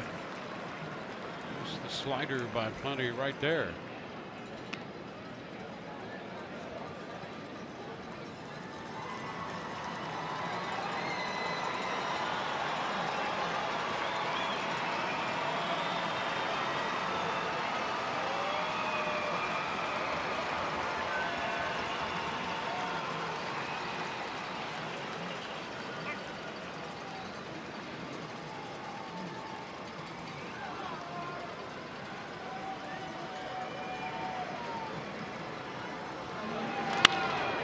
Base hit up the middle. Smith makes the pickup out there. Shaw to second base, and it's first and second with one out. Well, I think Chris Archer went into self-preservation mode. Ryan Braun cracked that ball up the middle, and he dives now over towards first base. A slider that did not get to the area that he wanted. Yeah. Archer went one way and the ball went the other. into center field, so the base hit follows the walk. And the conference on the mound in what is now a 1-1 ball game. You think this conference has to do with how they're going to attack the next hitter, or what was going on with the dive? One would hope it would be the next hitter. I'm sure there probably was. It can be a little disconcerting when a ball gets shot back up the middle and everybody has their way of handling it. They're going to make some pitches here. Well, the first baseman, Jesus Aguilar, hit the ball deep to center in the second inning, and Alex Smith had to track it down. Out in the fourth on a backhand play at third by Longoria, and a big cut on the high fastball there. Strike one. Now, he's a guy too that you could use that pitch to set up that slider, and you will get the chase. And so a nice start by Archer, able to get that fastball by him.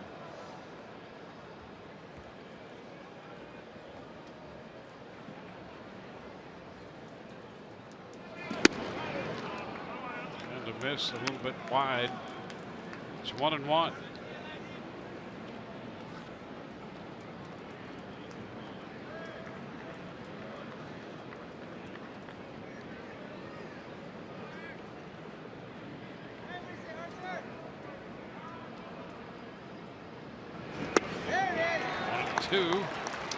That was your pitch, Jesus. That was the one.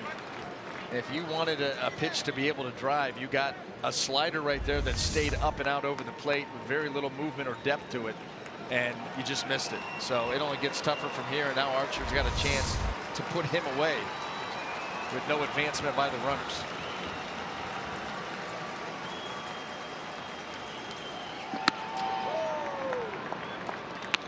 For the fastball up and away, and it's 2-2 now.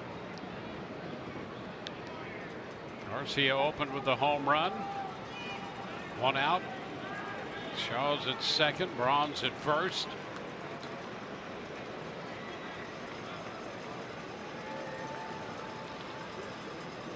Runners go, and the pitch is fouled back. Shaw had a running break away from second. Yep, they had it. They had the double steal. Now, granted, Aguilar, he's got to swing at a close pitch, and he fouls it off, but they had the double steal. And Travis Shaw, and he got hit in the neck in last night's game. So look at that. Never stopped him, never even looked at him. Travis Shaw at 9 for 9 in stolen bases. He picks his spots very well.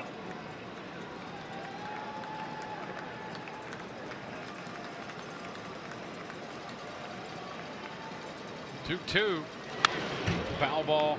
The other thing Shaw is showing his teammates and the rest of us after being hit in the neck trying to steal a base last night, and back in, wasn't in the starting lineup, but as soon as they needed somebody, he was there in the first inning ready to play. Be real easy to sit today's game out, and nobody would blame you for it. Now the count is full. Slider missing by plenty. And what makes his slider effective is when he can keep it in the zone for a long time, and because he spins it so tight, all of a sudden it makes that late break. That's what they call that late break, comes from that tight spin. But when out of your hand, a hitter can read it's out of the zone, well, it becomes an easy take, and that's what that was for Aguilar. It'll be interesting here too. You don't really have a feel. Does he go back to the slider? Does he go back to the elevated fastball?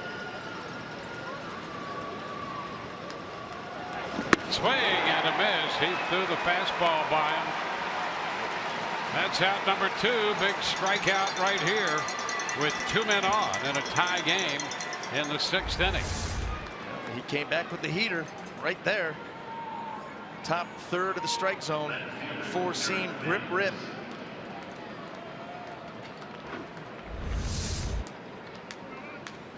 Eric Thames due up. Ramos and Archer talk it over on the mound before they settle in to pitch to Thames. He's 0 for 2 today.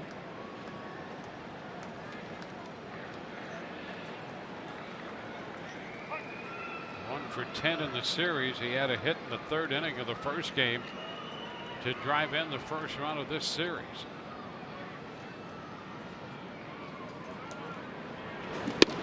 And he looks at a fastball for a strike right there.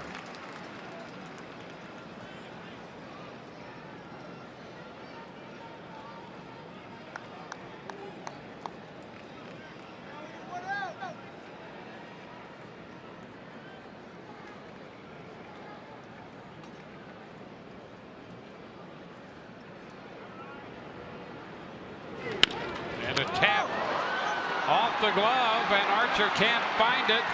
No play anywhere. Archer thought he had it. Thought he actually was carrying it with him, and the ball popped away, and then he had trouble finding it. And that's going to be an error charge to the Rays pitcher. Now this was the inning ender, and it goes south. A little chopper in and out of the glove. He starts to run to first thinking it's still in the glove. That was the thing. He was running to first. Going to make that closer throw. Here he goes. Going to run it. Oh, it's not there.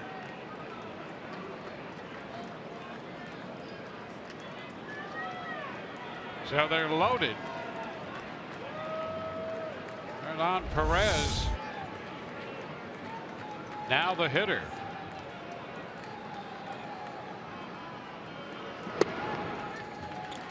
Pitch is a strike. So Archer needs to get an extra out here in the 6th inning.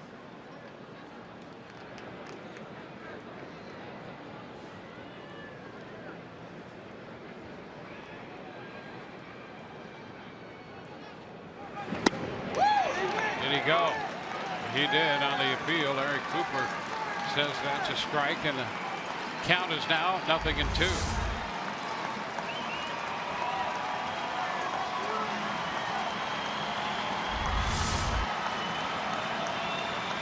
Home run opened the inning to tie it. Now the bases are loaded with 2 outs. Archer trying to pitch around his own error.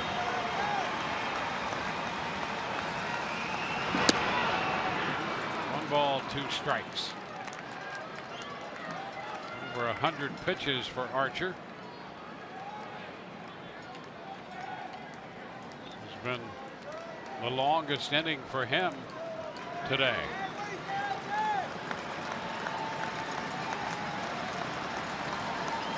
1-2. He got him. He struck him out with a slider. That'll take care of Milwaukee in the 6th. They score a run, leave the bases loaded. We're tied 1-1.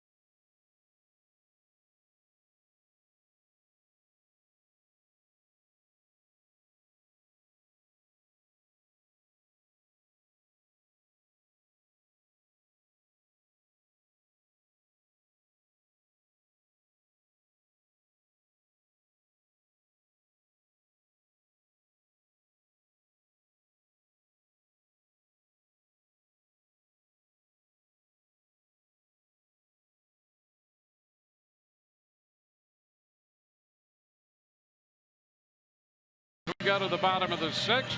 Reminder, join Brad Boxberger, Raymond, and the Rays Street Team at 7-Eleven. Coming up Wednesday at 11 a.m. for games, prizes, and autographs from Brad Boxberger. Don't miss the fun at 7-Eleven at 27219 State Road 54 in Wesley Chapel.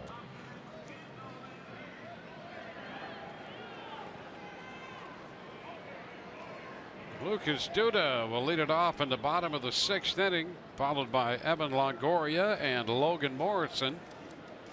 The Rays got some action up in their bullpen. Cut and a miss by Duda.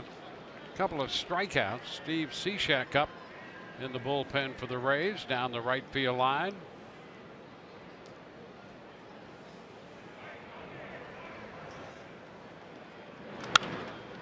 It's a foul ball down toward the bullpen. Nice play there on the Carroll.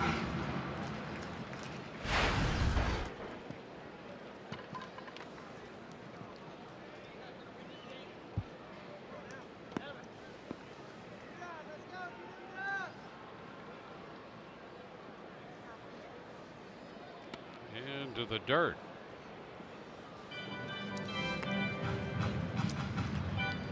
The pitch count for Nelson, very good. He had 60 through 5. Coming off 6 innings against St. Louis and a 3-2 win his last time out.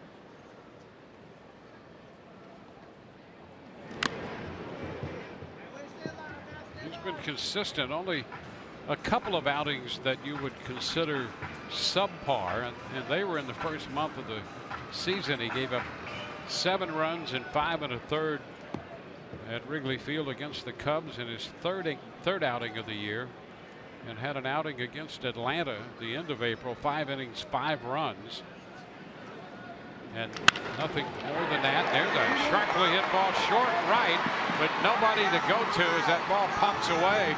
Arcia was out there. He's all over short right in the shift and got there to get a glove on the ball, but no play to be made, and a base hit for Duda. Yeah, you know what? Duda knew what Jimmy Nelson was coming with here. And that slider, he got it with it earlier in the game, and then after the fastball, he's laying in wait for it.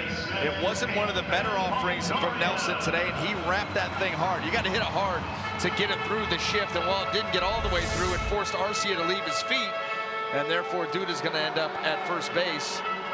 Leadoff man aboard, and what is a tie game once again?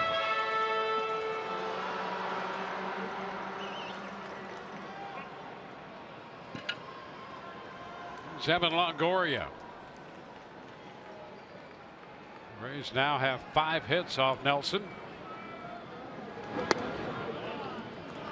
It stayed in.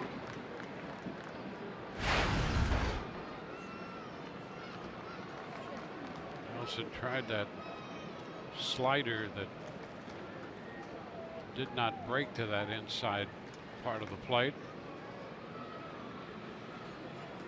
Oh, and he hits Longoria here. Hits him with a fastball. And that pushes Duda up to second base. So Longoria heads to first.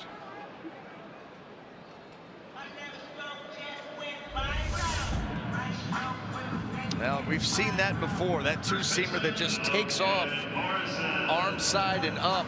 And this one, very clear that Jimmy Nelson wanted no part of that. Now you put runners on first and second with nobody out. That ball caught Evan pretty square. Got him in the little bit of the back and right in his triceps. Got him right in the horseshoe, Dwayne. Well, it gives the Rays a couple of men on for Logan Morrison.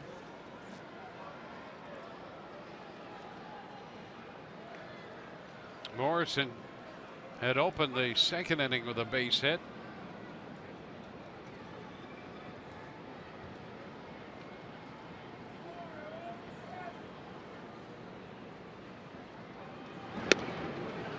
The pitch, breaking ball, and it's in there for a strike.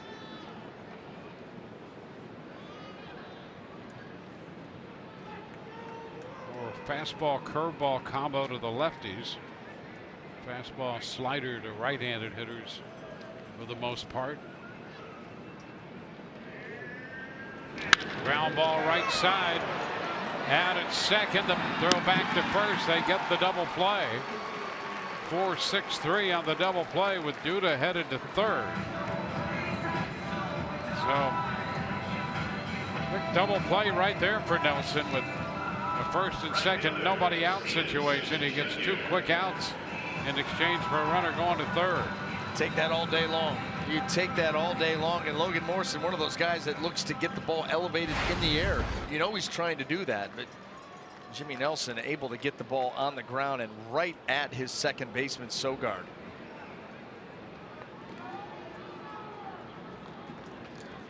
Steven Souza Jr.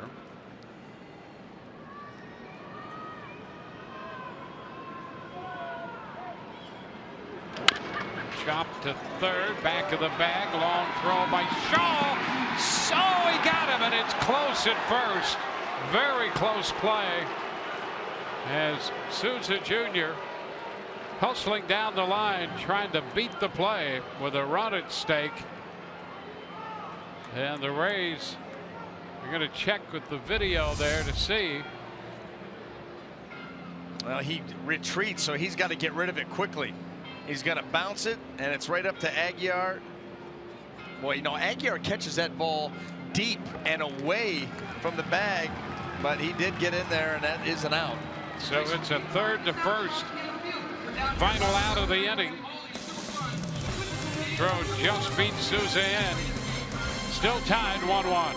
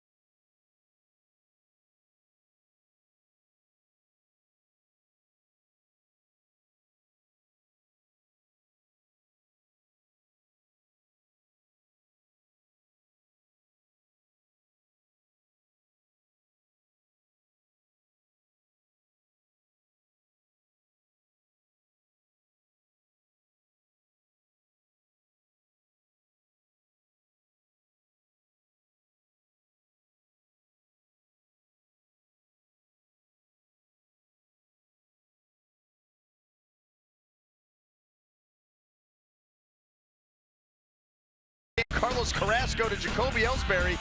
Bases are loaded deep into right center field, and Abraham Almonte pulls up on that fly ball off the bottom of the wall, and that is going to clear the bases. A bases loaded triple for Jacoby Ellsbury. They would add another run on top of that. And as you head into the bottom of the 6th in Cleveland, it's Yankees over the Indians at this point, 5-1. The Yankees 3 back of Boston. Game and a half up in the wild card. The Rays a full game back of the second wild card spot, Kansas City.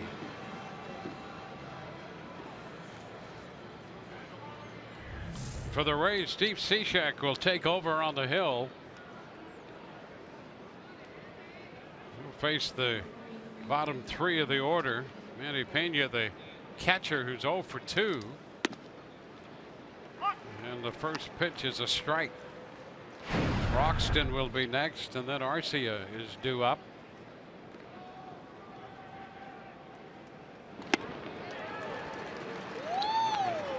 Ran away from him. 0-2. Well, Cishek gives you a different look. He's been flawless for the Rays since coming over in a deadline deal trade. Fastball, good velocity from down there, and that sweeping slider that he gets guys right there stumbling across the plate to either take a look at or to swing at. He's a nasty customer there from the right side, and a tough AB for righties as well as lefties.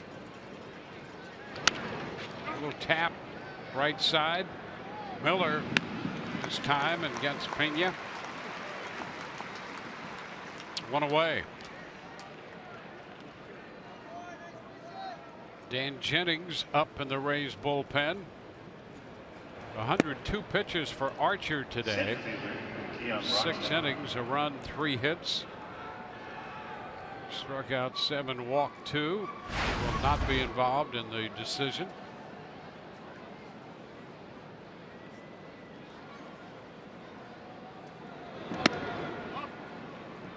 Pitch wide to Broxton.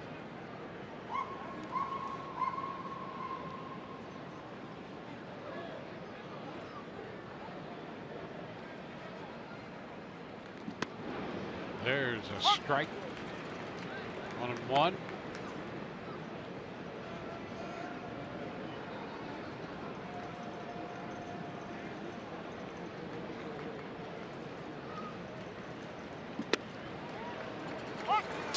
The breaking ball. Slider for strike 2, 1-2. You know, you're so used to that pitch middle of the plate, or starting it actually. He can start on the inside corner and break it off the plate. But when he front doors it and starts it right at the hitter and breaks it to the inside corner, you don't really have a chance. I mean, it just locks you up. You see a ball out of the hand, it's coming at you. And by the time you recognize or realize it's breaking, it's too late. Always comes down to execution, but when he does, very little chance of success for the hitter. Swing and a miss, and that one ran right off the plate. Broxton chased it on the slider. So a ground ball and a strikeout. 2 up, 2 down. Let's see how close to that corner it is. I mean, he really, look how much ground that covers. Look at the release. The release is in the other batter's box, and he sweeps it right to the edge. Yeah, and that's a great shot for it. We saw that the other night. Much pitch travels horizontally, and now a strike to Arcia. There's the front door, and did you see the Arcia's reaction to it? He started to almost get out of there, and he breaks it to the middle of the plate. Fouls this one back. Same thing right there. Willing yourself to stay in there enough, and he still was reaching and fouled it. You know, we've seen Cishek, and he's been lights out. You wonder, how does this guy give up a run? I mean, he is something. And by the way, just a little bit outside there. Tried the corner and missed. It's 1-2. But how about when he goes to the fastball? He'll run that thing up there 90-92, which you don't see velocity from his arm angle. That kind of velocity, not very often.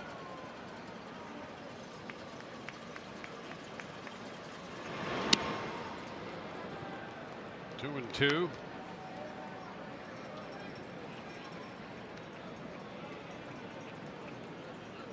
Rays got a run in the 2nd. Milwaukee got a run in the 6th. Tied 1-1 in the 7th. Cued to the right side toward the Rays dugout.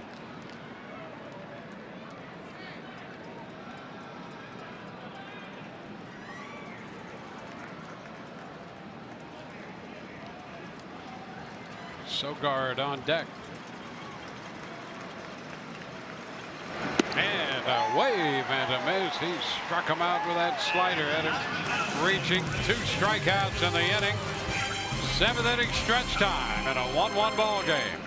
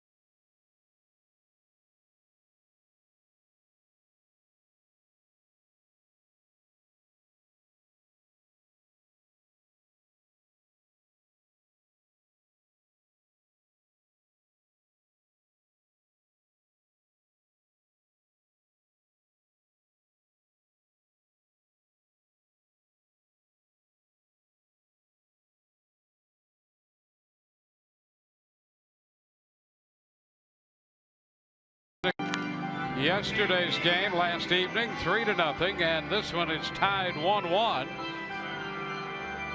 Arcia, his home run in the 6th inning, his 11th of the year, tied this game. Chris Archer worked 6 innings, gave up a run on 3 hits. In fact, in this series, all 3 Rays starters, Jake Faria worked 6 innings, gave up 1 run, 4 hits. Cobb worked 6 innings, gave up 1 run, 6 hits. And Archer working 6 innings, giving up 1 run, 3 hits.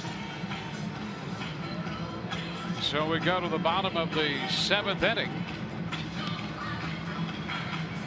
Rays have run into some outstanding starting pitching on the part of the Milwaukee Brewers.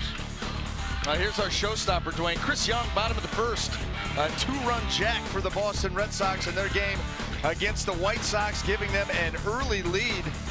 And then how about this? Bottom of 5, get you another hanger and drive this one out. That would give Boston the lead. As it stands right now, Matt Damon approves. Sunday afternoon, and the Red Sox now lead those White Sox 6-3 as we are in the bottom of the 6th. So right now, Boston up, New York up. Rays gonna pull this one out. Well, the Rays will see the Red Sox here on Tuesday. Austin Pruitt and Chris Sale. A time of year when you need to stay close and then do well in the head-to-head matchups. And the Rays trying to pull out the final game of this series against the Brewers and await the arrival of Boston on Tuesday. Brad Miller leads it off, and the pitch is inside. Jimmy Nelson giving up a run, 5 hits. He's walked only 1 man. That's been a big part of his improvement this year. The strikeout total has gone from a little over 7 per 9 innings to 10, and the walks have gone from not quite 4.5 to a little over 2 per 9 innings. That's huge. That's huge. You think about all the base runners that you save yourself the aggravation of having out there and having to deal with. You know, what do we say all the time? Limit base runners, limit scoring opportunities, and you cut that walk rate in half and then some.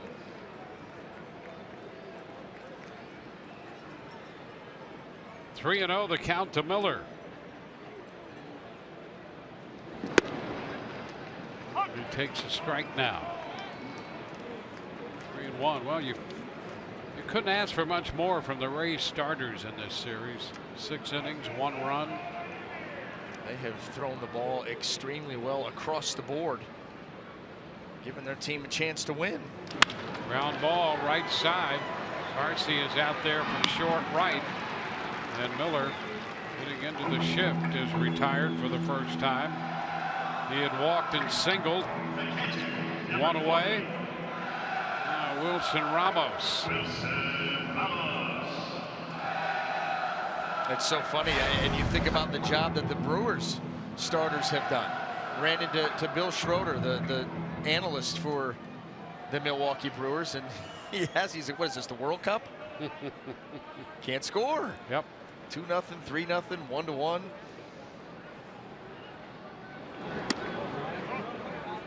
Which is down. 1-0 to Ramos.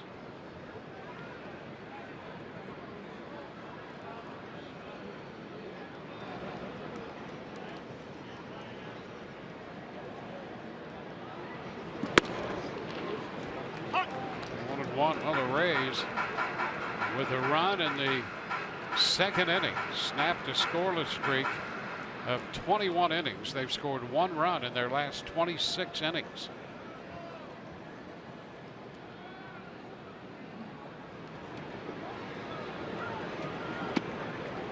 Two balls and a strike.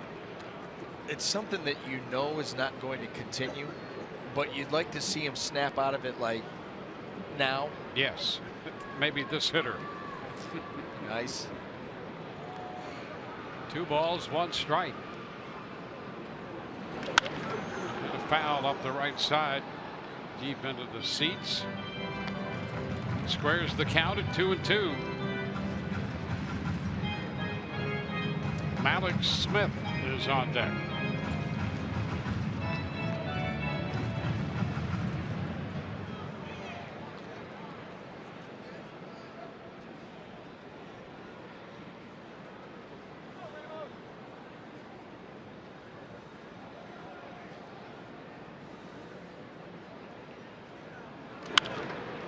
Another foul ball. Well, Ramos came into the game 2 of 3 in his career against Nelson with a home run. 0 for 2 today. Got the run home in the second on a double play ball.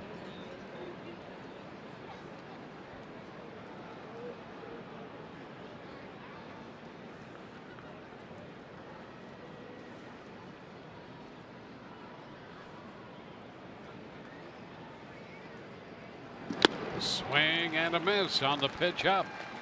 Fastball perhaps up out of the zone, and Ramos is out on strikes. Tantalizing. It's all you can describe with those types of pitches.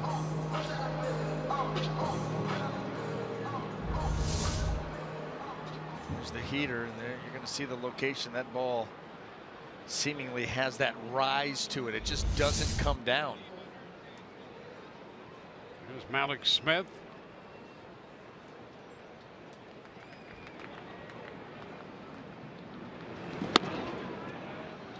Leans away. Smith 0 for 2, a couple of strikeouts.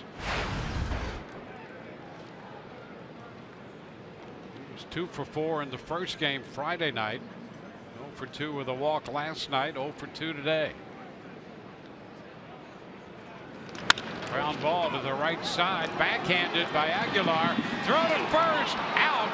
As Smith went diving in head first, and Nelson got there in time to take the throw. And the Rays will take a moment to check the video again. Here's that backhand. And Nelson got there. And so we're at the end of 7. Our game tied 1-1.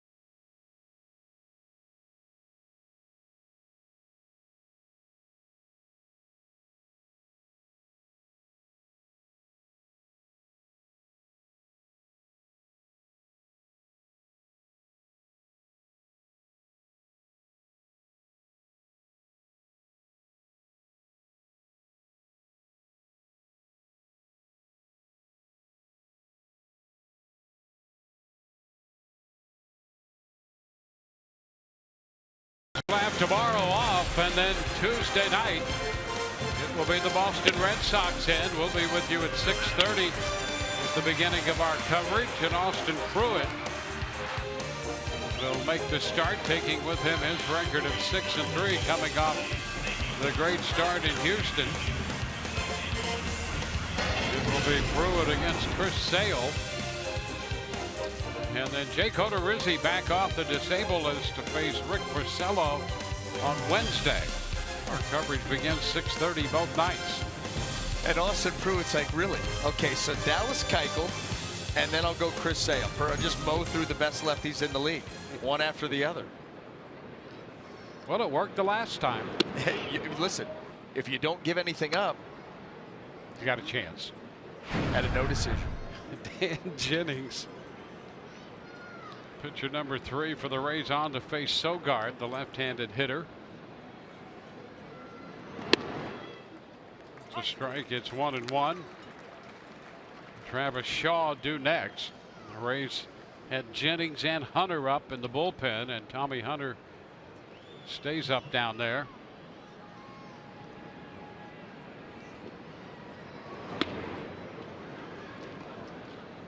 Two and one.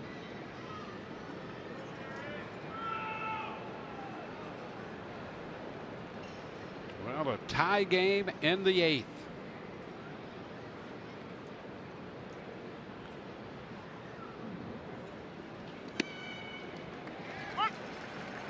Two and two, call strike.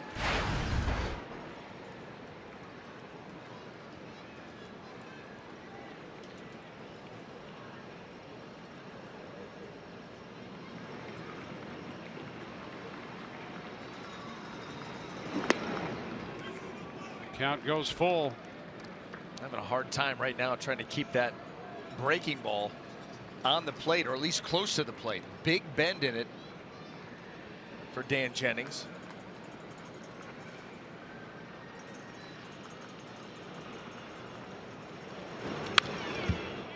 Fastball fouled back. You see he's loading up there away from Sogard.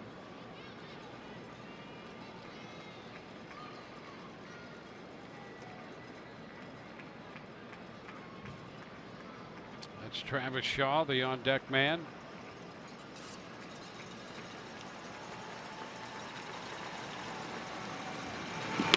And ball 4. Sogard walks to open the 8th. Third walk issued by Rays pitching, and this one leads off the inning. Well, now you got to go to work. And you've got a dangerous hitter up at the plate. Travis Shaw inserted into this game early after a hit by pitch to Domingo Santana. That's why you see him in the 2-hole as opposed to his normal position in the cleanup spot.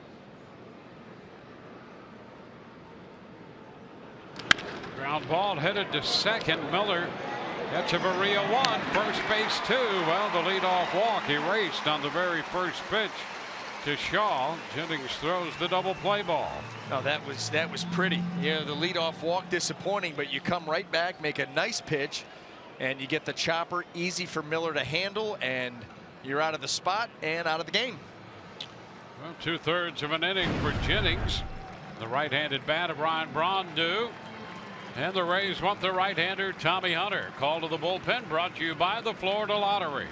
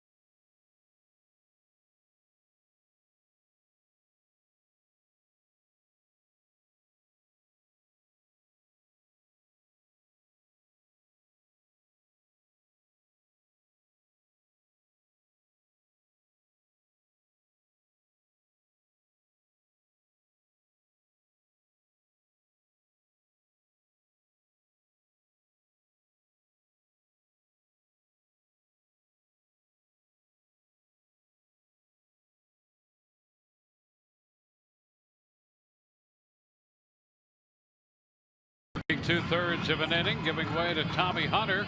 Get a $6 value for $5 when you ask for Grouper from the Florida Lottery. With so many life-changing prizes, get your group ready. The Florida Lottery, it's your ticket. Claim it.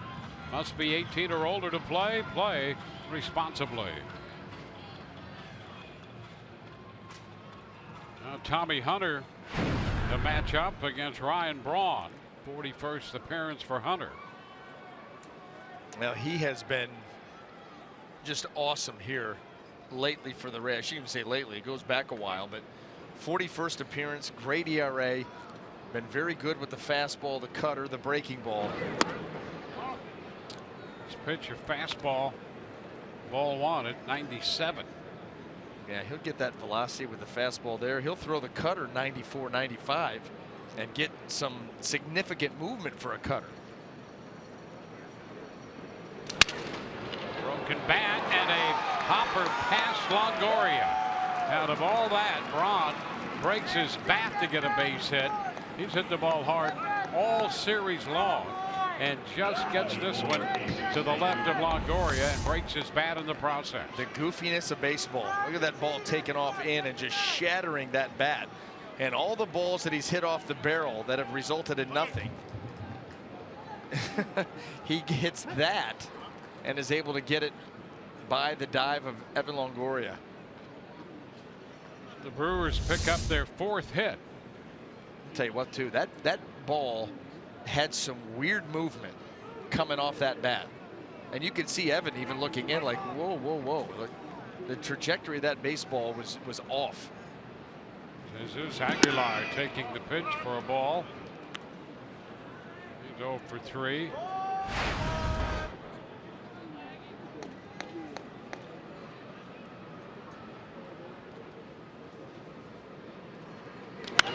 High pop-up, foul ball coming straight back. That ball will be playable. Ramos wasn't sure for a moment, and he makes the catch to retire the Brewers. On to the bottom of the 8th, 1-1 ball game.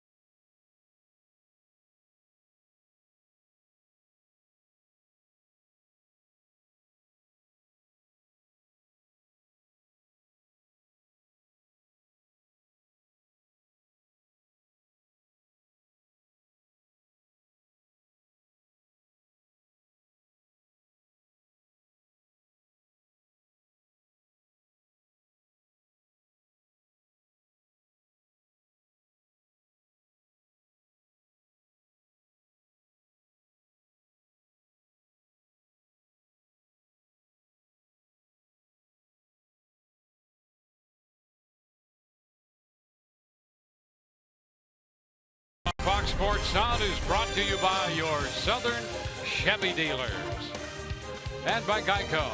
15 minutes could save you 15% or more on car insurance. On we go to the bottom of the 8th. Rays and the Brewers tied 1-1. Danny Echeverria, the number 9 hitter, leading off. Starts to go and checked in time. That pitch sweeping wide. Echeverria, then Dickerson and Duda due up in this tie game in the 8th inning.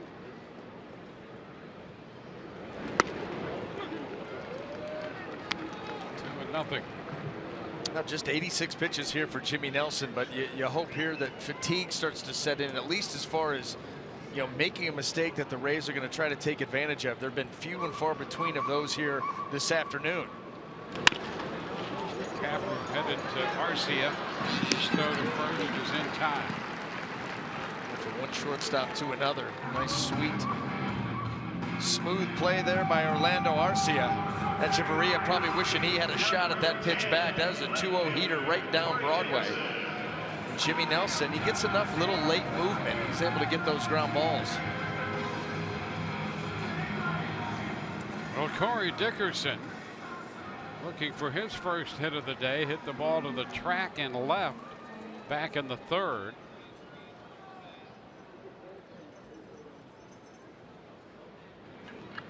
Dickerson looking for a pitch to hit here from Nelson.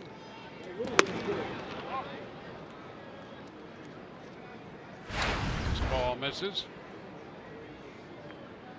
Tie game here. Yankees have an 8-1 lead through 7 in Cleveland. Red Sox lead 6-3 in the middle of the 7th over the White Sox at Fenway. The Orioles have an 8-1 lead on the Tigers in Baltimore, middle of the 6th. Colomé up in the bullpen. Houston has just taken a 3-2 lead in the bottom of the 5th on Toronto. And here the Rays tied with the Brewers 1-1 in the bottom of the 8th. 2-1 to count. Now to Dickerson.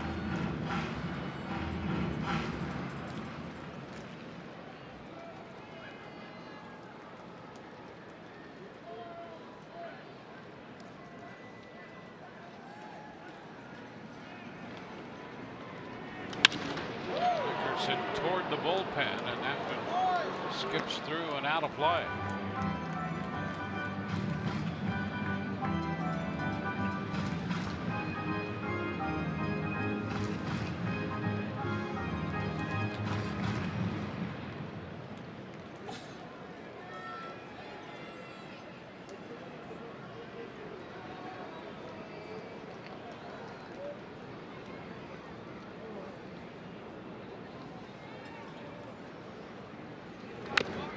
Just a little bit of that one foul right at his feet.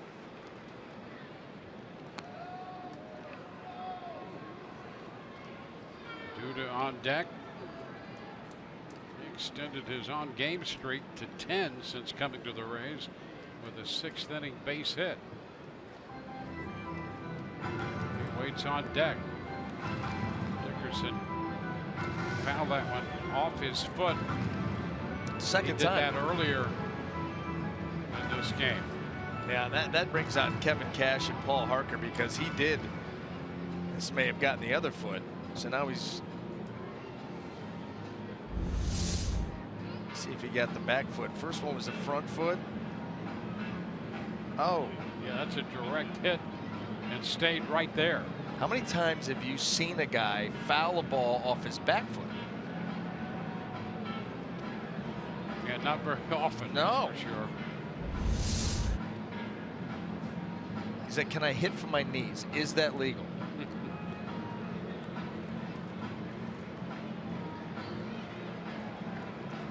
Just trying to put a little weight on it to see how that feels.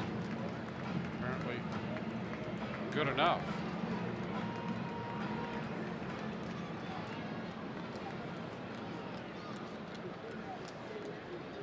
I'll tell you, when the season's over, it's amazing these hitters can even put shoes on. My goodness. You get beat up. I mean, it's every day. Yep. There is no rest. And a fastball by him. Went up with a fastball for the strikeout. So 2 outs in the 8th.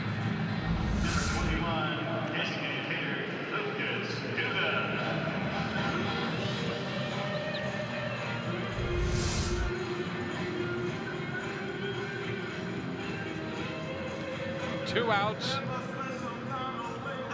And Lucas Duda will be the hitter with a hit and 3 at bats.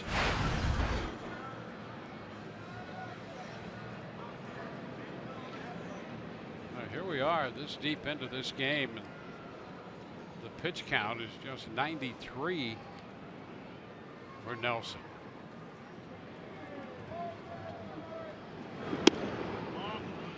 Ball down and in, and that's with 8 strikeouts.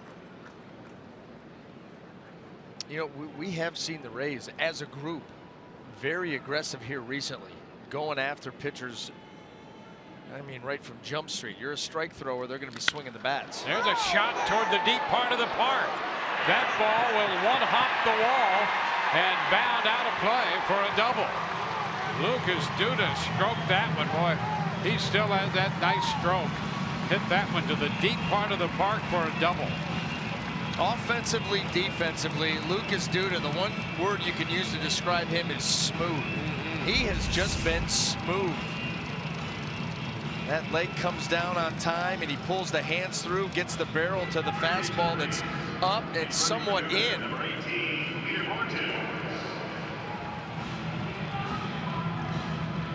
Perfectly placed, a 2-out shot here, and you get Evan to the plate. Peter Borges will run at second base for Duda. So increased speed there. And Evan Longoria is going to take a shot here against Nelson in a 1-1 ball game. Suddenly the Rays with a threat.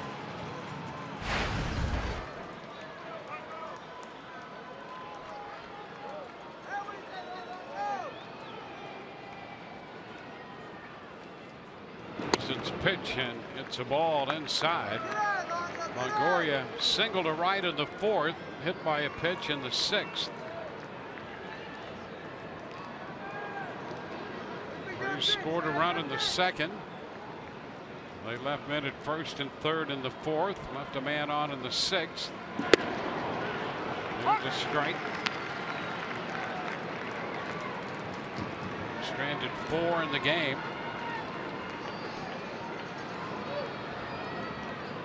And Borges pinch running at second with 2 outs in the 8th.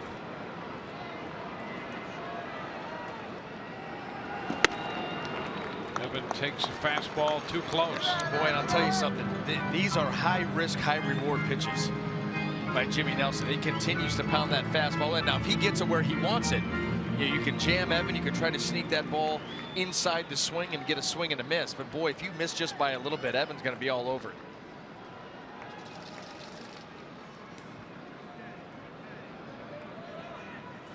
The 2-1.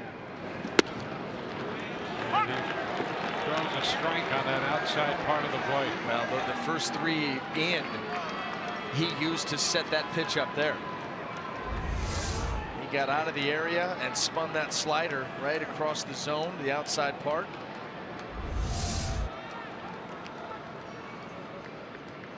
It's 2-2 now. And he fouls it back. Up and away. Jared Hughes loosening in the bullpen for Milwaukee.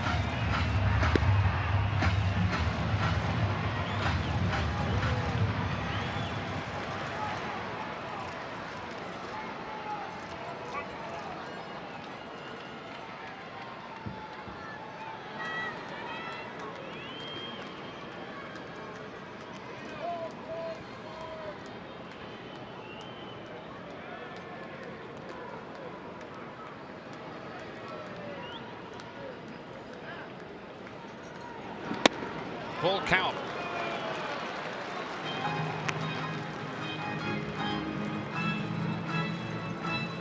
Three and 2 to Longoria. Set up on the 2-out double by Lucas Duda. Peter Borges running.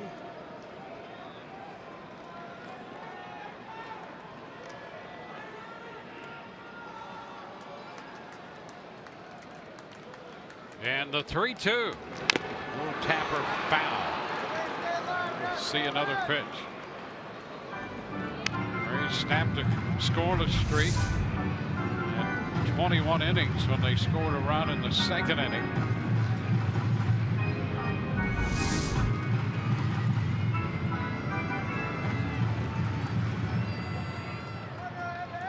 Scored 1 run in 27 innings.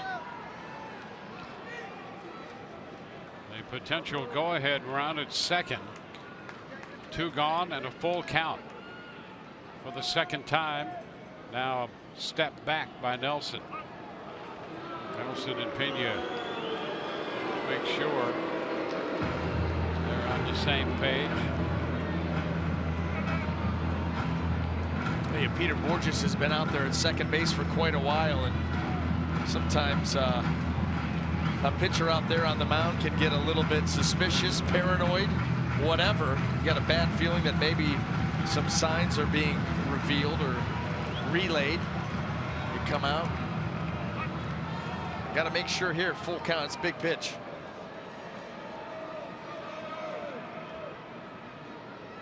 The 3-2, and it's too high. So he walks him with Logan Morrison coming up. Only the second walk of the game issued by Nelson.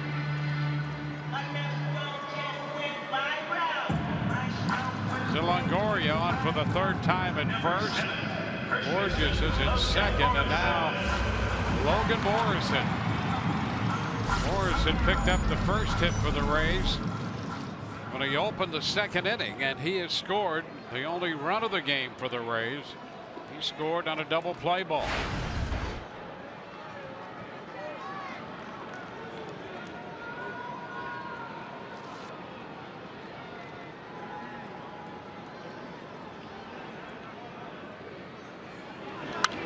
Pounds it away. Fastball away from him. Out of play. Strike one. I know this. I know Logan Morrison grounded into that double play with runners on first and second. Nobody out his last time up, and he was livid. Livid. And he's got a great opportunity for a little revenge here on Jimmy Nelson.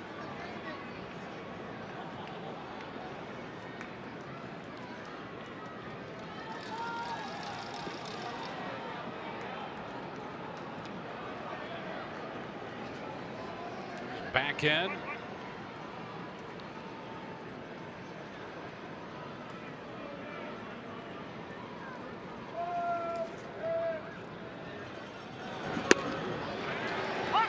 that catches the corner. Started wide and caught just a bit of the strike zone. Breaking ball, and it's 0-2.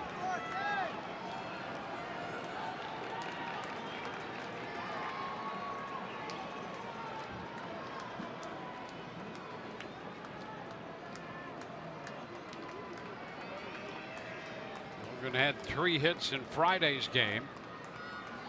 1 for 3 today, and down 0-2 here in the 8th. Way up, and Pena had to go way upstairs to grab that one. Just about took the mitt with it, that pitch. Well, it took the mitt right back off of Adrian Johnson. I mean, that ripped that glove right back, and it's going to hit Adrian Johnson, the home plate umpire. Right, a mask. High left. And I know a little something about the high left. And boy, do we know that. 1-2 the count here to Logan. And a cut to miss. Big strikeout for Nelson on the curveball, hard curve. And he strikes out Morrison. We're going to go to the 9th. We're tied 1-1.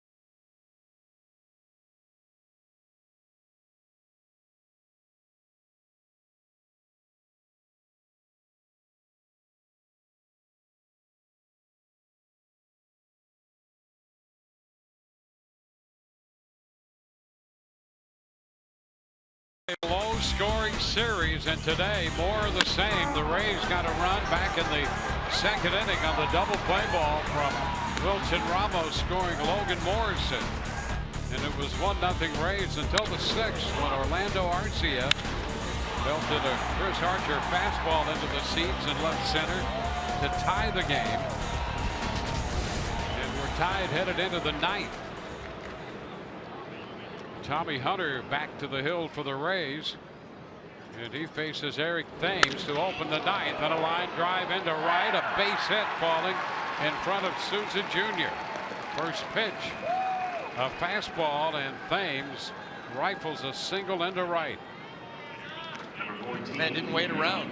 He got a fastball to his liking, got aggressive with it.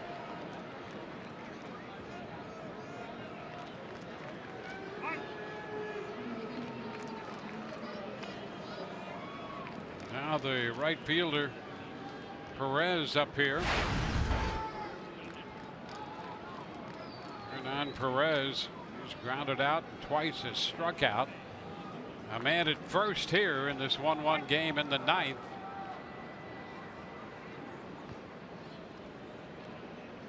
Milwaukee interested in getting the runner up to second, and there's the bunt. Who's going to cover first? Late. Everybody's safe. Miller tried to get there but could not get over in time. Thames moves up to second. And now it's first and second with nobody out. That's the only play, too. You see where Miller is, way up the middle. And if this bunt is put down, which it obviously is, he bunts it hard enough to force Logan Morrison to make the play. That forces Brad Miller to have to get there from where he was and just not able to do it. Boy, that's tough. You know, you have Brad playing up the middle, and he's also got first base responsibility. That's a tough ask. So a bunt single for Perez. 2 men on, nobody out. Here's the catcher, Manny Pena. And a ground ball short. Out at second, and Echeverria's throw to first out there. The Rays get a double play with Thames going to third. Echeverria takes care of the ground ball from Pena. Well, I think he was waiting too. Do I flip it to Brad Miller or not? Ends up taking it himself. Unfortunately, it's the catcher running. That ball hit hard. But he's going to flip now. I got it. Able to get it over there just in time. Well, what a big play for the Rays there. Actually, he was telling Brad Miller, he was holding that ball up saying, hey, I got it. Get out of my way. Let me make this play. Great shot of him. That communication, nonverbal. Now here's Broxton with Thames at third, 2 gone.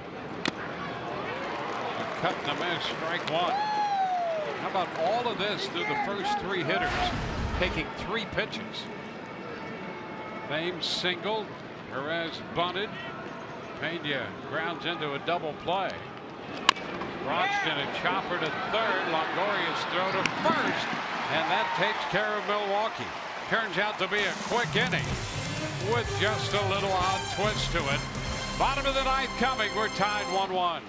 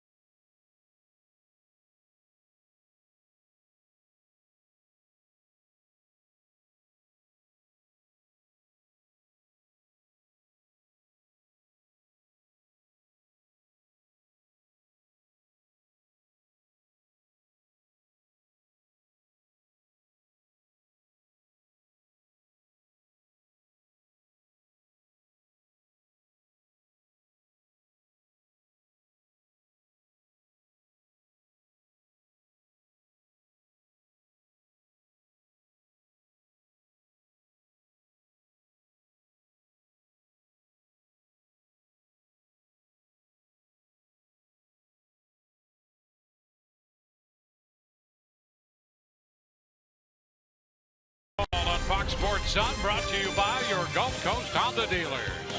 And by Pinch a Penny, the perfect people for a perfect pool. We go to the bottom of the ninth at Tropicana Field. Tie game 1-1. Just 5 pitches in the top of the ninth, but a lot going on. And as we go to the bottom, Jacob Barnes will be the new pitcher, making his 53rd appearance. The Rays saw him yesterday. Got a big fastball, hard breaking ball. Command can sometimes be an issue. 20 walks and 49 in the 3rd innings.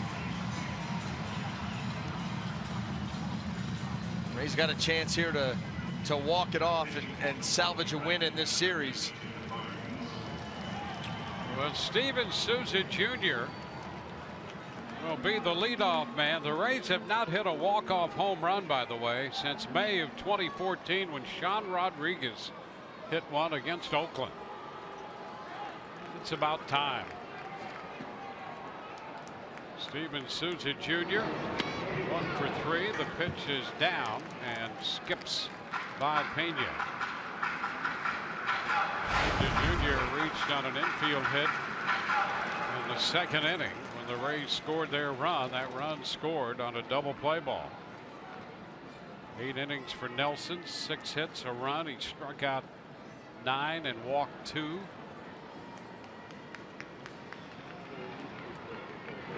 And a shot deep into left, and the Rays have a walk-off. Steven Souza Jr.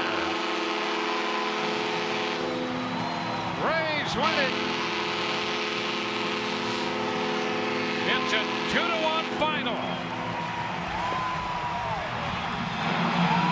Rays celebrate at the plate. Runs have been difficult to find, and they found the big one on one swing of the bat by Steven Souza Jr. And the Rays win this ball game in dramatic fashion. Again, the first walk-off for the Rays since Sean Rodriguez hit one in May of 2014.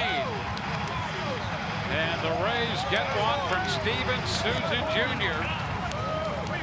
here this afternoon. And they salvage the final game of this series, winning it 2-1. And here's the pitch. Fastball, low rider, middle of the plate, and Souza Jr. All of his home runs this season have come off righties, so why not? The big fastball of Jacob Barnes. Magic Man Odioso, you can owe me. So the Rays win this one. Hunter the winner. Barnes the loser. Took 2 hours and 46 minutes to play it. And Steven Souza Jr. a tremendous blast to win it 2-1. Let's go down to the field. Rich Hollenberg standing by. Thank you, Dwayne, and I'm standing by with the hero of the game, Steven Souza. It only took 27 innings to get your first RBI of this series. Take us through that at bat. Man, it was unfortunate the way our offense came out this series. Our pitchers pitched so good, and we weren't going to let them sweep them at our house. It was just amazing to come through for our team right there. This season has had so many special feelings. The clubhouse is so tight, and yet you go through 2 games where you can't scratch a run against a good Milwaukee team. What do you think this does for you going forward, especially with Boston coming to town? It's huge, you know. You never want to get swept in your home park, and we needed this. Hey, man, turnabout is fair play, right? Right, absolutely. But no, it was big. It was big. We needed this, especially the way, like I said, our pitchers did this to come through was so great. I'm so thankful. Well, congratulations on the walk-off, the first Rays walk-off home run since 2014. How about that? That's great. I'm glad. Steven Souza, the hero of the game, in walk-off fashion. When we come back, we'll wrap things up and begin Rays Live, the postgame brought to you by WB Mason. Stay tuned on Fox Sports Sun. And the first career walk-off hit by Steven Souza Jr. It turns out to be a walk-off home run. For Brian Anderson, Dwayne Stamps, hope you've enjoyed the telecast. Rays are winners 2-1. The post game is next.